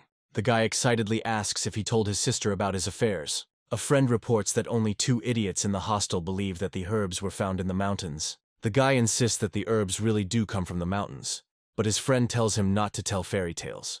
The young man sadly thinks that the most important thing for him is to create a company with Chu, despite the fact that he is already tired of it. The friend confidently states that his goal is to make the company as big as Zia's, and the protagonist thanks him. Clothes are drying on the balcony of the women's dormitory. A girl with blue hair announces on the balcony that the clothes drying is finished. The girl with dark hair is surprised that she sees another girl on the balcony for the first time. From the room, a girl asks if it's true that Shufei has gone into business, and the interlocutor jokes about why her boyfriend suddenly started bothering her. The girl with black hair says it doesn't bother her, she was just asking. The girl clarifies that in fact her friend wanted to find out something about Chen Shu. Another girl exclaims that she always knows everything and asks for details, and she tells him that Chen Shu is helping Shufei open her own business. The girl with short blonde hair sadly admits that she only found out about Chen Shu's break from school today. The girl invites her friend to participate in the internship this semester. The dark-haired girl categorically refuses, saying that she is still a student and cannot work under Chen Shu. The girl smiles and says that she has a share in the company, offering her friend to become the vice president of personnel and recruitment. The girl with short dark hair dreamily agrees to help, noting that her entire motivation is to see Chen Shu. The protagonist enters the room with a box and decides to get to work. A guy at a laptop is thoroughly studying production methods on different websites and taking notes. He finally prints out all the important materials and is sure that it will be useful to him in that world, although he feels tired. After a hard day of work, he goes to bed thinking that he doesn't know if he will be transported to another world today. But the bed seems very comfortable to him. Waking up in another world, the hero realizes that he has prepared well for the transition and is holding important documents. An elderly man bursts into his room with a joyful exclamation about the return of his master. The old man says that there will be a festive dinner tomorrow and the hero just managed to return. The hero asks why the celebration is being held only now if the victory was a long time ago. The old man explains that it was all because the emperor was delayed due to his cultivation, which is why everything happened so late. The hero asks in surprise how the country is governed if the emperor is always busy with cultivation, and is it really true that not a single official of the dynasty protests? The old man suggests returning to this conversation later, and asks the hero to try on the outfit for tomorrow's dinner to check if it fits. The hero appears in traditional costume with an abacus in his hands, demonstrating his determination, which surprises the old man. The hero receives the outfit, but is disappointed because it looks like a slave's clothing, and says that he doesn't really like this outfit. The hero explains to the old man that he cannot leave the building he won in his past life unattended and is going to start a new business rather than sell rare treasures. He clarifies that the business will be done for the masses of people, not for the chosen few. The hero asks about the redemption of the property he asked to purchase. The old man reports that he was only able to buy back 5 of the 10 stores, since the marquise sold the rest for cheap, and now it is impossible to buy them back. The hero decisively says that it is time to start a business, holding a camera in his hands. A custom portrait of a beautiful girl is offered for 20 taels each. The old man asks what the hero is doing, and he happily replies that this idea will bring a lot of profit. The old man admits that everything is great, except that someone has already started implementing something similar, and the hero asks if it is the Yun Chamber of Commerce. The old man confirms his guess about the Yun Chamber of Commerce, and adds that it is not that simple. The servant reports that young Master Yun wants to see the hero, and he is surprised to note the exact coincidence. The old man suggests not to meet with this man if they are going to do the same business. The hero decisively says to invite young Master Yun to the main hall. The marquise with bright red hair rides boldly on horseback with a bow in her hand during the Genbei army's training. The marquise is a master of archery. The military admires her skills, and the arrow hits the center of the target. The marquise stands proudly on the field with a bow in her hand, and the soldiers call her magnificent. The soldiers bring her a dragon halberd at the request of the Yun Chamber of Commerce. The man with long purple hair is surprised that the Chamber of Commerce returned the dragon halberd and wonders what they are planning. The soldiers explain that the Yun House's previous unwitting intervention was due to a difficult situation. And now, in order to improve relations with Lord Shu, they are returning the halberd to the Marquise. The Marquise is asked when they can meet with her husband now that the weapons have been returned, noting that Mr. Shu has also raised their winter wages. The Marquise promises with a smile that she will bring him to the camp somehow. The Marquise rides away from the training on her horse, leaving another to continue the training, while the man watching her is slightly taken aback. At Marquise Zhenbei's house, a man notes that Mr. Shu has become even more energetic after being away for several days. The young gentleman businesslike explains that his interlocutor came for photo paper. The guest with white hair confirms that this is the paper in question, and is surprised that Mr. Shu had guessed his wish in advance. Shu admits that he was planning to start his own business in paintings, but now he proposes to discuss mutually beneficial cooperation. Xu decides to run this business in the capital and sell photo paper outside the city at 40% of the cost of the painting. The character with long white hair is surprised by the 40% price offered.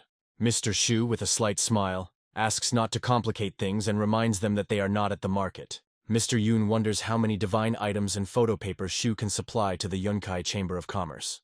Zhu confidently replies that he can supply 30 cameras and 10,000 sheets of photographic paper, causing silent shock in Old Man Lao. Xu orders Old Man Lao to bring the equipment and he agrees. Xu explains to Yun that the divine item for quickly creating a painting is called a camera, and Yun understands everything.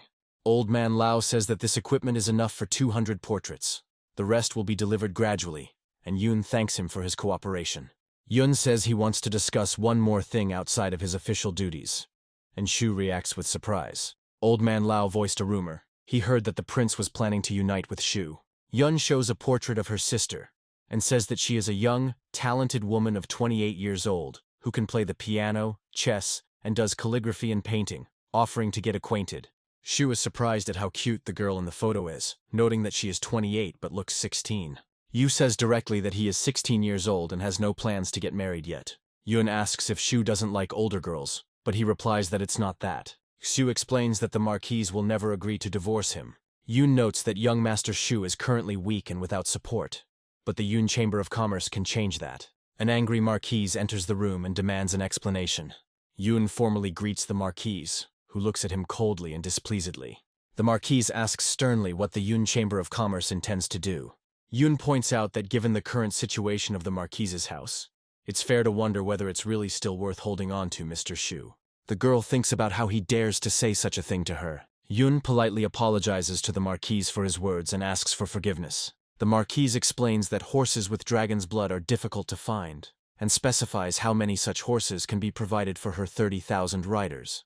Yun apologizes that he cannot provide so many horses at the moment. He adds that he recently made a great deal with the Marquise's husband, and will be able to provide 30,000 dragon blood horses for the Northern Army within 3 years.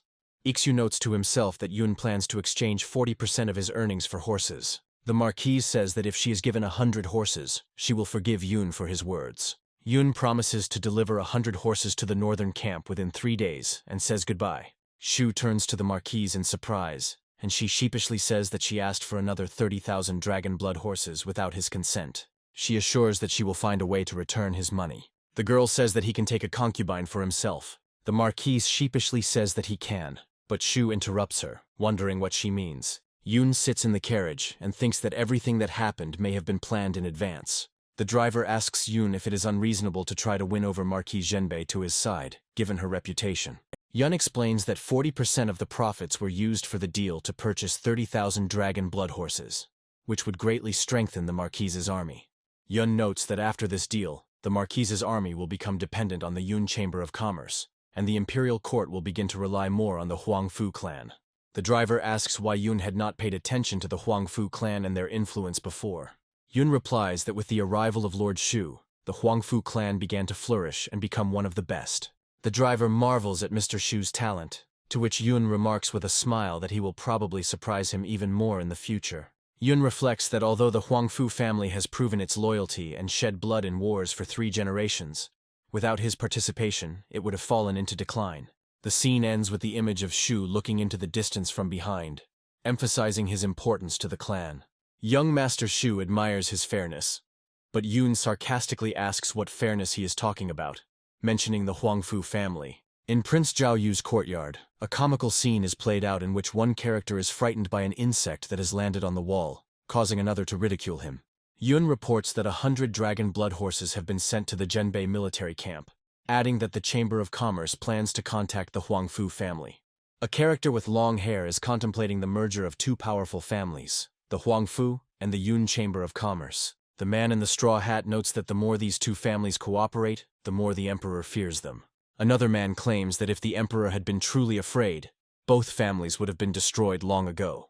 The men discuss how Yun Shu's moves strengthen the clans, protect the army, and guarantee profits. Yun declares that the young leaders, including Shu and Prince Tianyu, will stage a coup in the capital. Set against a mystical backdrop, the story depicts three princes in a complex struggle for the throne, with each side trying to establish their own rules. One of them realizes the need for a force capable of upsetting the balance between the parties, otherwise there will be no chance of success. The character with the eye patch says he understands, and is looking forward to tomorrow's party. At the Marquise's house, Shu wonders if he really should attend tomorrow's event. The Marquise explains that at first his presence was not necessary, but because of a letter from the emperor and other influential people of the capital, his presence became obligatory. Shu is surprised that not only the emperor but also other high-ranking officials want to see him, to which the Marquise reveals the plan to meet at a festive banquet. Zhu admits that he is so tired that he is unable to maintain a conversation with these people. The Marquise consoles him, saying that if he feels bad, he doesn't have to go, and no one will judge him. Xu raises the issue of the need for a reliable team to run his business. The Marquise recommends temporarily trusting the soldiers in the house, but suggests waiting for the grandfather's return for reliable guidance. Xu responds by hinting that the soldiers are not quite suited for the job, adding that they are a little out of shape. The Marquise reports that there are many wounded and disabled in the Zhenbei army, which underlines the dire situation of her troops. The girl expresses regret about the lack of trust in the Northern Army, and the problems with providing for wounded soldiers.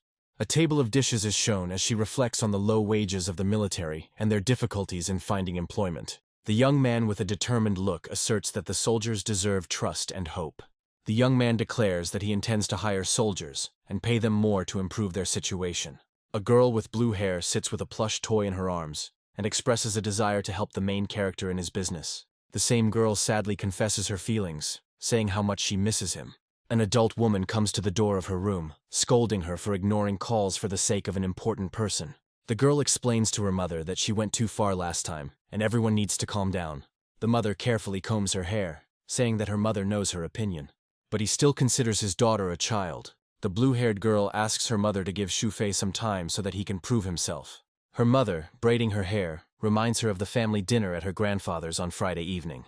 She insists that her daughter must appear before her grandfather, as she is the heir to the Xia family. The girl objects, reminding him that her grandfather allowed her to focus on her studies and not go to family dinners. Her mother convinces her to come for them and her grandfather, since many of their friends will be there. The daughter reluctantly agrees to come to dinner. Meanwhile, in the Marquise's house, a young man and a girl with red hair are lying in the same bed, although they are not yet married. The girl with red hair says that this is not the first time. She leans towards him and asks why he has become so squeamish. Lying in bed next to him, she asks him only not to harm Fuanfu's family. The young man, lying in bed with the girl with red hair, promises to help her family and admits that before coming here, he had a lover. The girl with red hair suddenly throws the young man onto the bed, not letting him finish. She kisses him passionately, holding him close. After the kiss, the girl declares that this is her answer, and she is ready to tolerate it if he likes others, and even allows him to take a concubine. She turns away under the covers, claiming that he belongs to her and they will not get divorced. The girl threatens him that if he talks about breaking up again, she will do something to him. The boy asks with a smile who taught her this, and she sheepishly agrees when he says that she will suffer if she kills him. The next morning, the young man sees the girl training with a spear in the yard, and she calls him over. She notes that his breathing has become long and continuous, and asks if he has already entered the initial stage of hardening his body. The young man confirms, explaining that he received the pill as a gift from Prince Zhao Yu. The red-haired girl calmly says that she will return the pill to Prince Zhao if he wants it. The young man thoughtfully says that this is good, but he cannot understand the prince. The girl, in the arms of the young man, explains that he is the only prince who returned to the capital after the uprising. It tells the story of Prince Zhao, whose grandfather the king was executed for rebellion, and he himself was saved and sent into exile. The young man asks in surprise why the prince was returned to the capital despite his grandfather's rebellion. With the night sky as a backdrop, Prince Zhao sits on a rooftop, and it is said that the other princes were afraid of him, but he did everything a prince should not do. After investigation, it was found that Prince Zhao was not influential, did not have any friendship with important people, and did not do anything in secret. While the young man is wondering why the prince gave him the pill, the girl grabs his hand and promises not to let anyone hurt him. A girl with red hair pulls a surprised young man along with her, who asks why she is touching him. She looks at him in amazement, explaining that she wanted to check his muscles and bones after taking the pill. A young man in traditional attire wonders if he could be one of the martial arts geniuses. A young woman in a red robe remarks that the man is overconfident when talking about his physical fitness. The woman warns him that it is too early for him to go into battle, and advises him to first learn useful skills to save his life. The man asks how he should train, and the woman suggests filling him with true flame qi and practicing the firefighting song. The woman begins to channel his qi, noting that it will take him several years to master this skill in practice. The woman explains that redirecting his true energy does not harm her, despite the impressive visual effect. The man feels amazing feelings and notices how his body begins to become hotter and comes into contact with powerful energy. The woman says the workout is almost over and invites the man to stand up. A man surrounded by glowing streams of energy wonders if this is truly true qi. They discuss his accomplishments, and she asks him to try breaking a massive stone slab, which surprises him. A woman with red hair teaches a man how to use true qi by gathering it in his palm to strengthen his body and attack the enemy. A young man with a determined look strikes a glowing fist into a stone slab, which cracks from the force of the blow. The man joyfully exclaims that he is not sleeping, and was actually able to break such a thick slab with one blow. The woman notes with satisfaction that this is not bad, but he will still have to practice a lot. The man asks Shenan what she can do, mentioning that her martial arts skills are considered some of the best in the world. The woman looks thoughtful as she ponders how she can describe her abilities. The woman demonstrates her power by lifting stones into the air with true qi, while the man watches in amazement at this powerful and overwhelming flow of energy. Surrounded by lightning, the woman explains that she did not train specifically, but that her strength is the result of battles, and that her martial arts realm is called holy. The man watches in shock as the rocks shatter from her strength, and realizes that she truly is one of the top 3 in the world. The man watches in amazement as the rocks crumble to dust from her incredible power. A smiling woman with red hair turns around and suggests that they go get something to eat. The man in blue clothes looks confused as he thinks that he didn't know about her power when he talked about divorce. Prince Zhaozhen sits on the throne and reflects on his father's distrust of him, who, 8 years later, still does not trust him. An elderly advisor in a blue cap warns Your Majesty against being too kind to the King of War on the border. The same advisor angrily states that it is the fault of the Huangfu family for not surrendering to Your Highness. The silver-haired Eastern Palace official Zhou Qingyun suddenly appears and claims that the Huangfu family is not at fault, surprising the prince and the advisor. Zhou Qingyun explains that the Zhengbei army without the Huangfu family is just scattered sand, and therefore they could not be chosen as a target.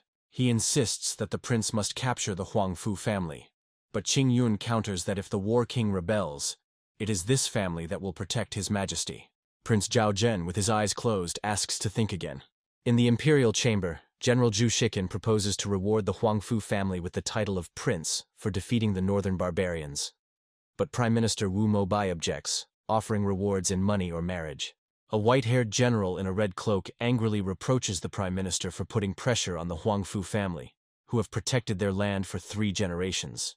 Emperor Zhao Henyan of Liang, dressed in yellow robes, notes with annoyance that his advisors are arguing over the reward of the Marquise of Zhenbei.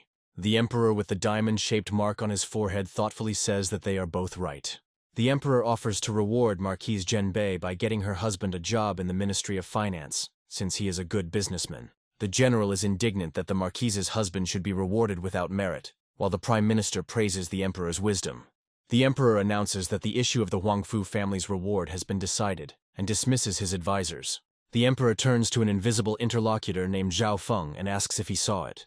Zhao Feng, a man in purple robes with his face covered, replies that the Huangfu family is on a knife edge, and its decline is inevitable.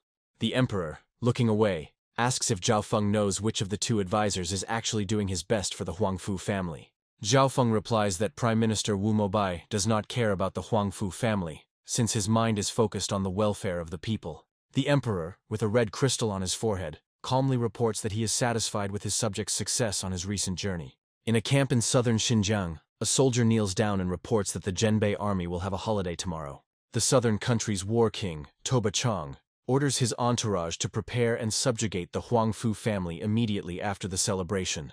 Xu Fei, at the residence of the Marquis of Zhenbei, unrolls the scroll in astonishment upon learning of the imperial decree. A shocked Xu Fei asks Shenan why he was appointed Minister of Internal Affairs, and she explains that it is to benefit the Huangfu family's current situation. Imagining himself to be a sad official, Xu Fei complains that he will have to raise money for the army and participate in peace negotiations. In Shenan's dreams, Xu Fei appears as a brilliant minister who can do whatever he wants if he achieves merit.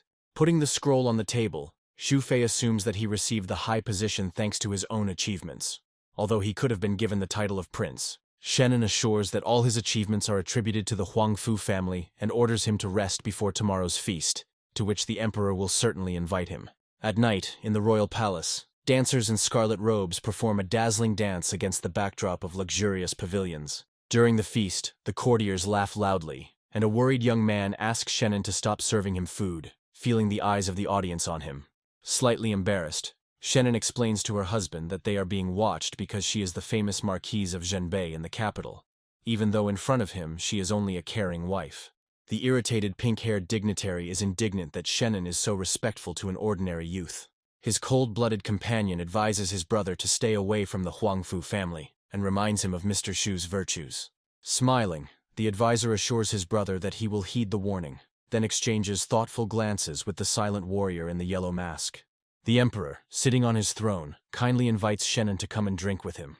Shenan, with her hands folded in a welcoming gesture, humbly responds to the emperor. Two courtiers are amazed by the indestructible glory of the victorious Marquise Zhenbei. The same officials are amazed that she is allowed to take a place next to the emperor himself. At the evening table, the emperor jokingly asks if Shenan is angry because she is sitting separately from her husband, and she respectfully denies it. The emperor admits that upon his return he became interested in what kind of man the strongest warrior Shenan could love. Shenan, with tenderness and confidence in her gaze, declares that she believes in her chosen one and will never leave him. The pink-haired dignitary turns to the young master Shui and offers him a drink so that he can show him his wonderful creations. The pink-haired prince solemnly raises a toast to Xu Fei.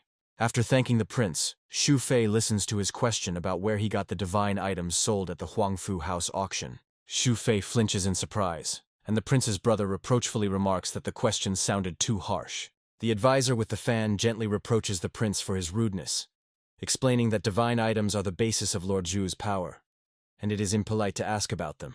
The prince asks his brother with a grin if he has forgotten his recent words, despite his harshness. The advisor, looking at his brother, replies that he remembered everything, and rhetorically asks if he has forgotten about his good memory. The Minister of War and the Minister of Household quietly discuss that the prince has misunderstood his majesty, since the mystery of the origin of Lord Zhu's items worries them all. The young man wonders in bewilderment why all the fuss at the festive dinner is happening around him, and the warrior in the mask is staring at him.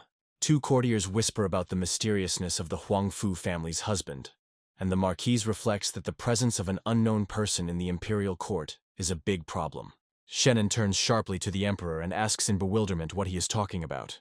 The Marquise, apologizing, tells his majesty that she may seem impolite, but he reassures her, reminding her that this is her holiday.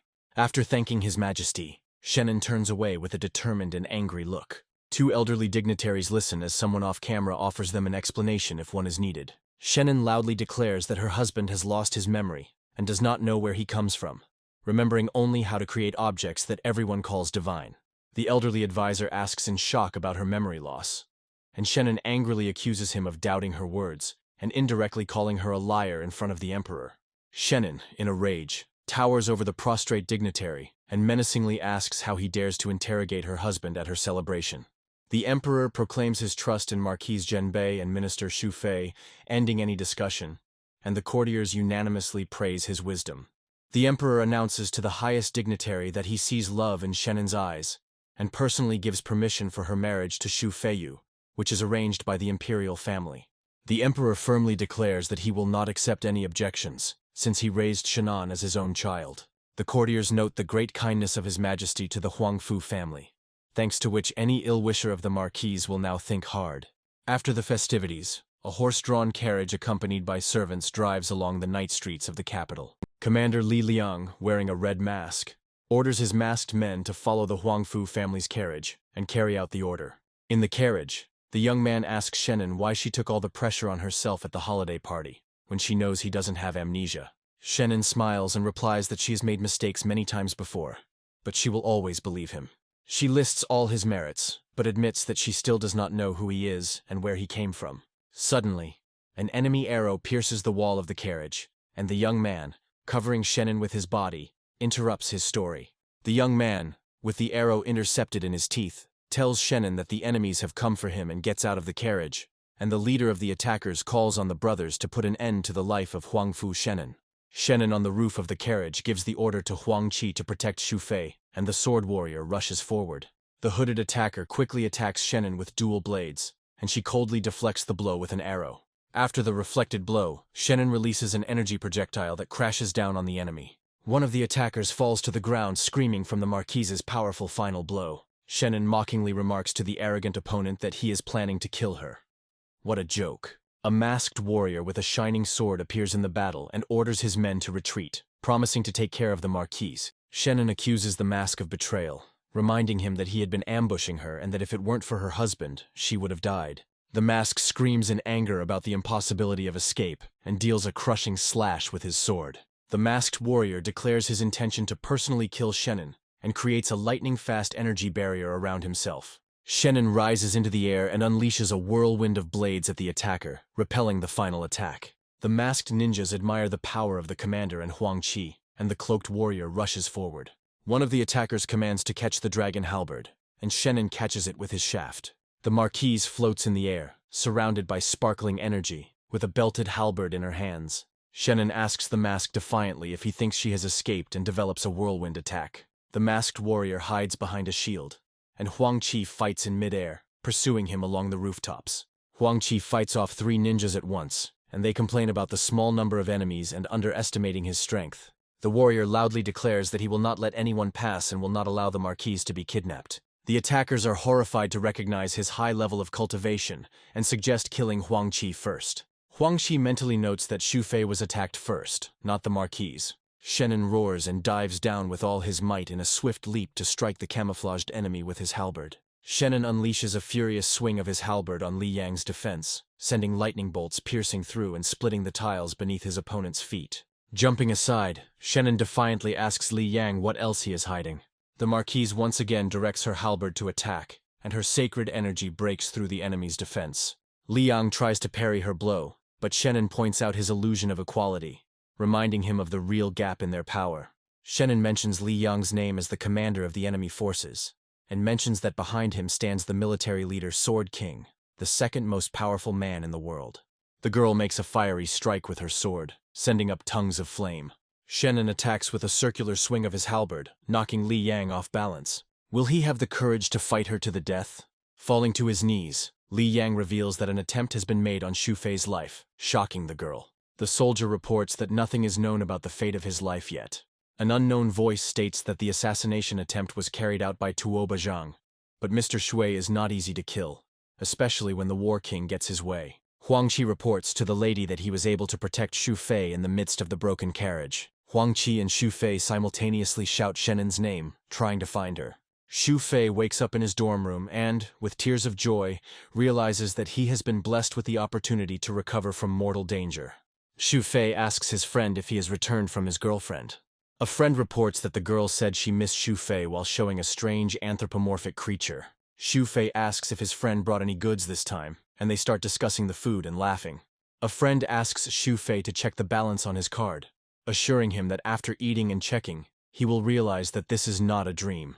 Xu Fei warns his friend not to worry about the products, promising that the speed of wealth accumulation will exceed all expectations, and they will no longer talk about cosmetics. Xu Fei answers a call from Chu Qian and learns about a celebratory dinner his mother invited him to, mentioning cosmetics. Xu Fei ends the phone call with her brother by mentioning her mother and promising to talk later, also noting that her sister is working hard at her studies and they will still have the opportunity to be together. A friend urges him to hang up quickly for his sister's sake, warning him that he must not go through such dangerous things again as he did today. A friend inquires about the state of Xu Fei's eyesight, who responds with surprise and then accurately remarks that he can see perfectly well without glasses. Xu Fei muses that if he were a normal person, he would die today, and wonders how Shenan is doing now. Chu Chen loudly exclaims that she has finally found the two of them. Chu Chen shouts indignantly why the two of them aren't answering their calls while the friends look surprised. A friend apologetically explains that their cell phones are on silent mode. Xu Fei said that he heard that Sister Chu was going to the festival. Chu Chen shouts that she didn't just mean that, and asks if he knows that Chu Chen is engaged to Gao Yan. An elegant girl with blue hair and a black dress appears, while the question of Chu Chen's engagement to Gao Yang hangs in the air, and men in suits can be seen in the background. In the luxurious hall, the guests admire the beauty of the Xia family's daughter, celebrating the incredible union of the Gao and Xia families. Chu tries to ask about the upcoming dinner, wondering why they have to go out like this. The woman replies that it is because Chu is the queen of the party, to which she exclaims in surprise, looking at the flashing red silhouette. Gao Yang, in a white suit, says that he has been waiting for her to appear for a long time. The guests at the party discuss how good the couple looks together, and note that all the influential people of the city have gathered. Chu Chen lowers her head in embarrassment when her sister says she did it for her. The blue-haired girl gives a cold look, asking if anyone thinks she will comply. The girl states that she cares about the opinions of others, and she simply pretends that they are together, inviting only the nobles and their children. The man with golden eyes confidently says that although she cannot be convinced, he can do it. Xu Fei suddenly rushes out, explaining that he must hurry to find his sister Chu, while the others shout after him. The red-haired guy hurriedly tells the others to run faster, realizing that the situation is not easy to control. A group of people in black suits discuss the need to quickly pick someone up, and a white-haired girl looks on with disdain. A man threatens a white-haired girl, hinting that her family is her weakness, and promises to pester her boyfriend. He says that when they get married and have a child, she will have to transfer the company shares to her child, in order to maintain the opportunity to be with her loved one.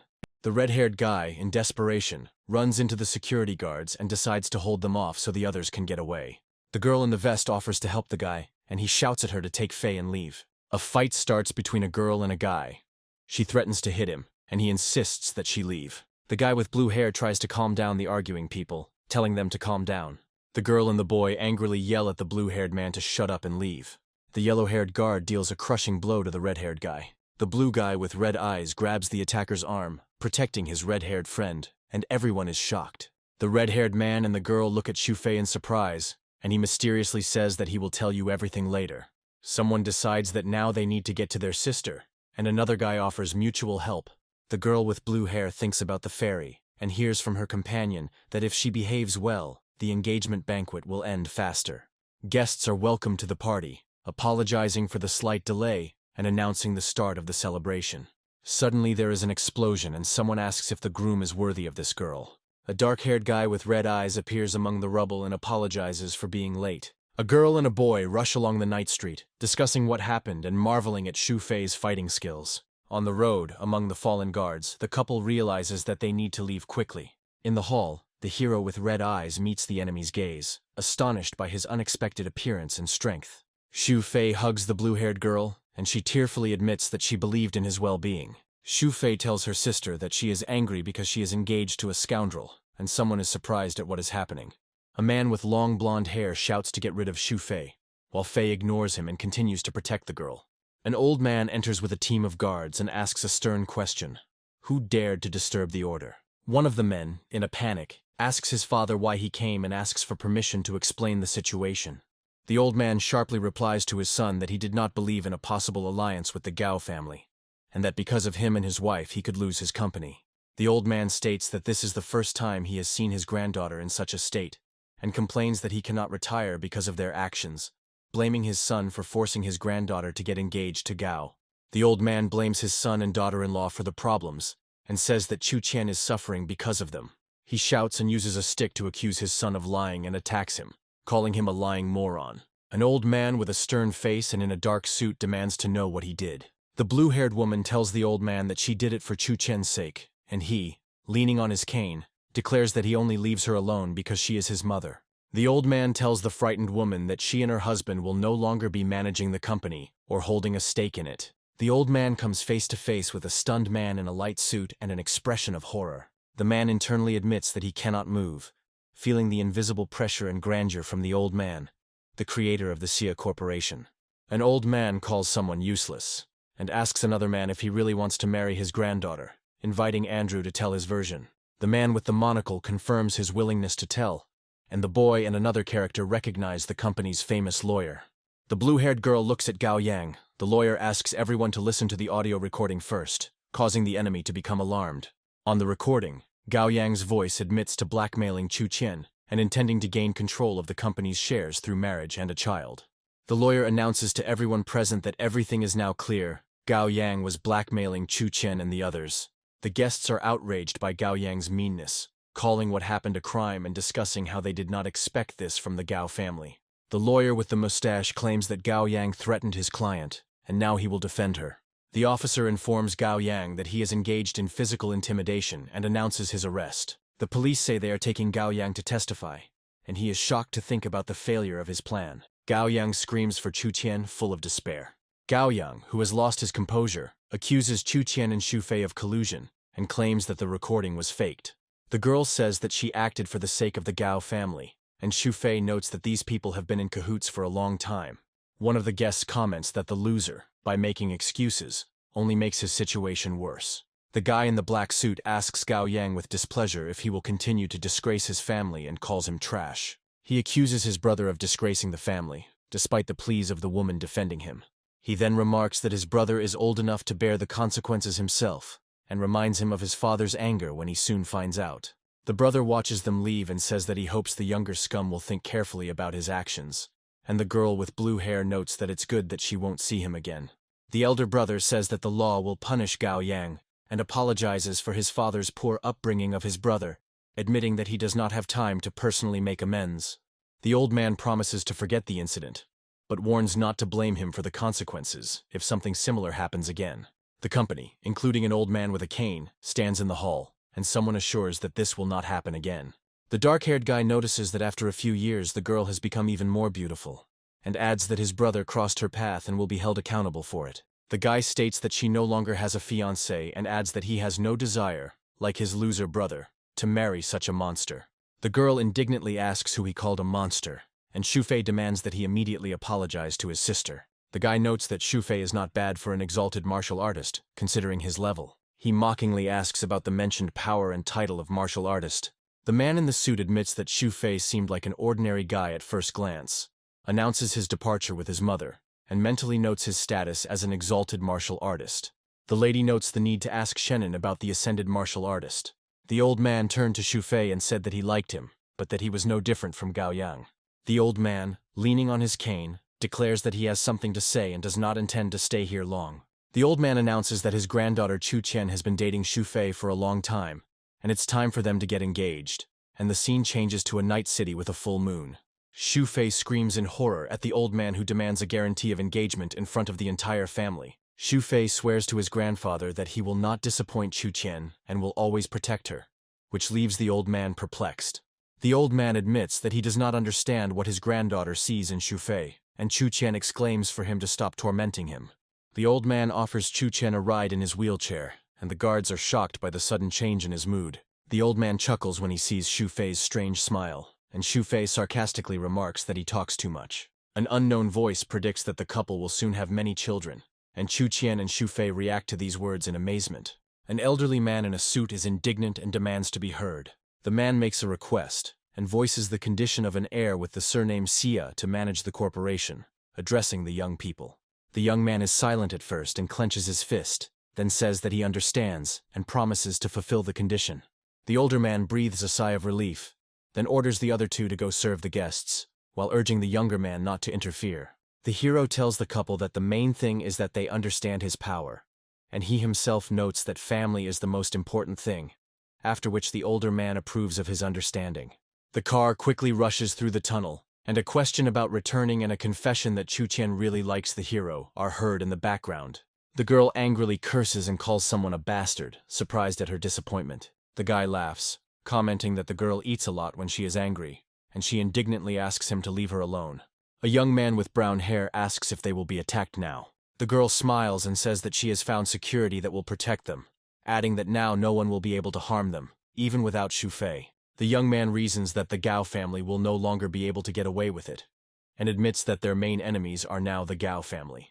A man with black hair tells an older family member that his younger brother will be going to prison for a while. The older man says indifferently that there is no need to plead for his younger brother to be released. The man in the suit begins a frank conversation about the reasons for the meeting, suspecting that the matter may not only be about his brother. He says that now that the youngest is gone, the matter with the Sia family can be resolved. But the old man from the Sia family is still alive. His interlocutor is convinced that confronting the old man is like hitting a stone with an egg, and asks the reason for his fears. He reminds that the old man has a granddaughter, and states that her strength and influence are entirely dependent on her grandfather, thanks to whom their company became powerful.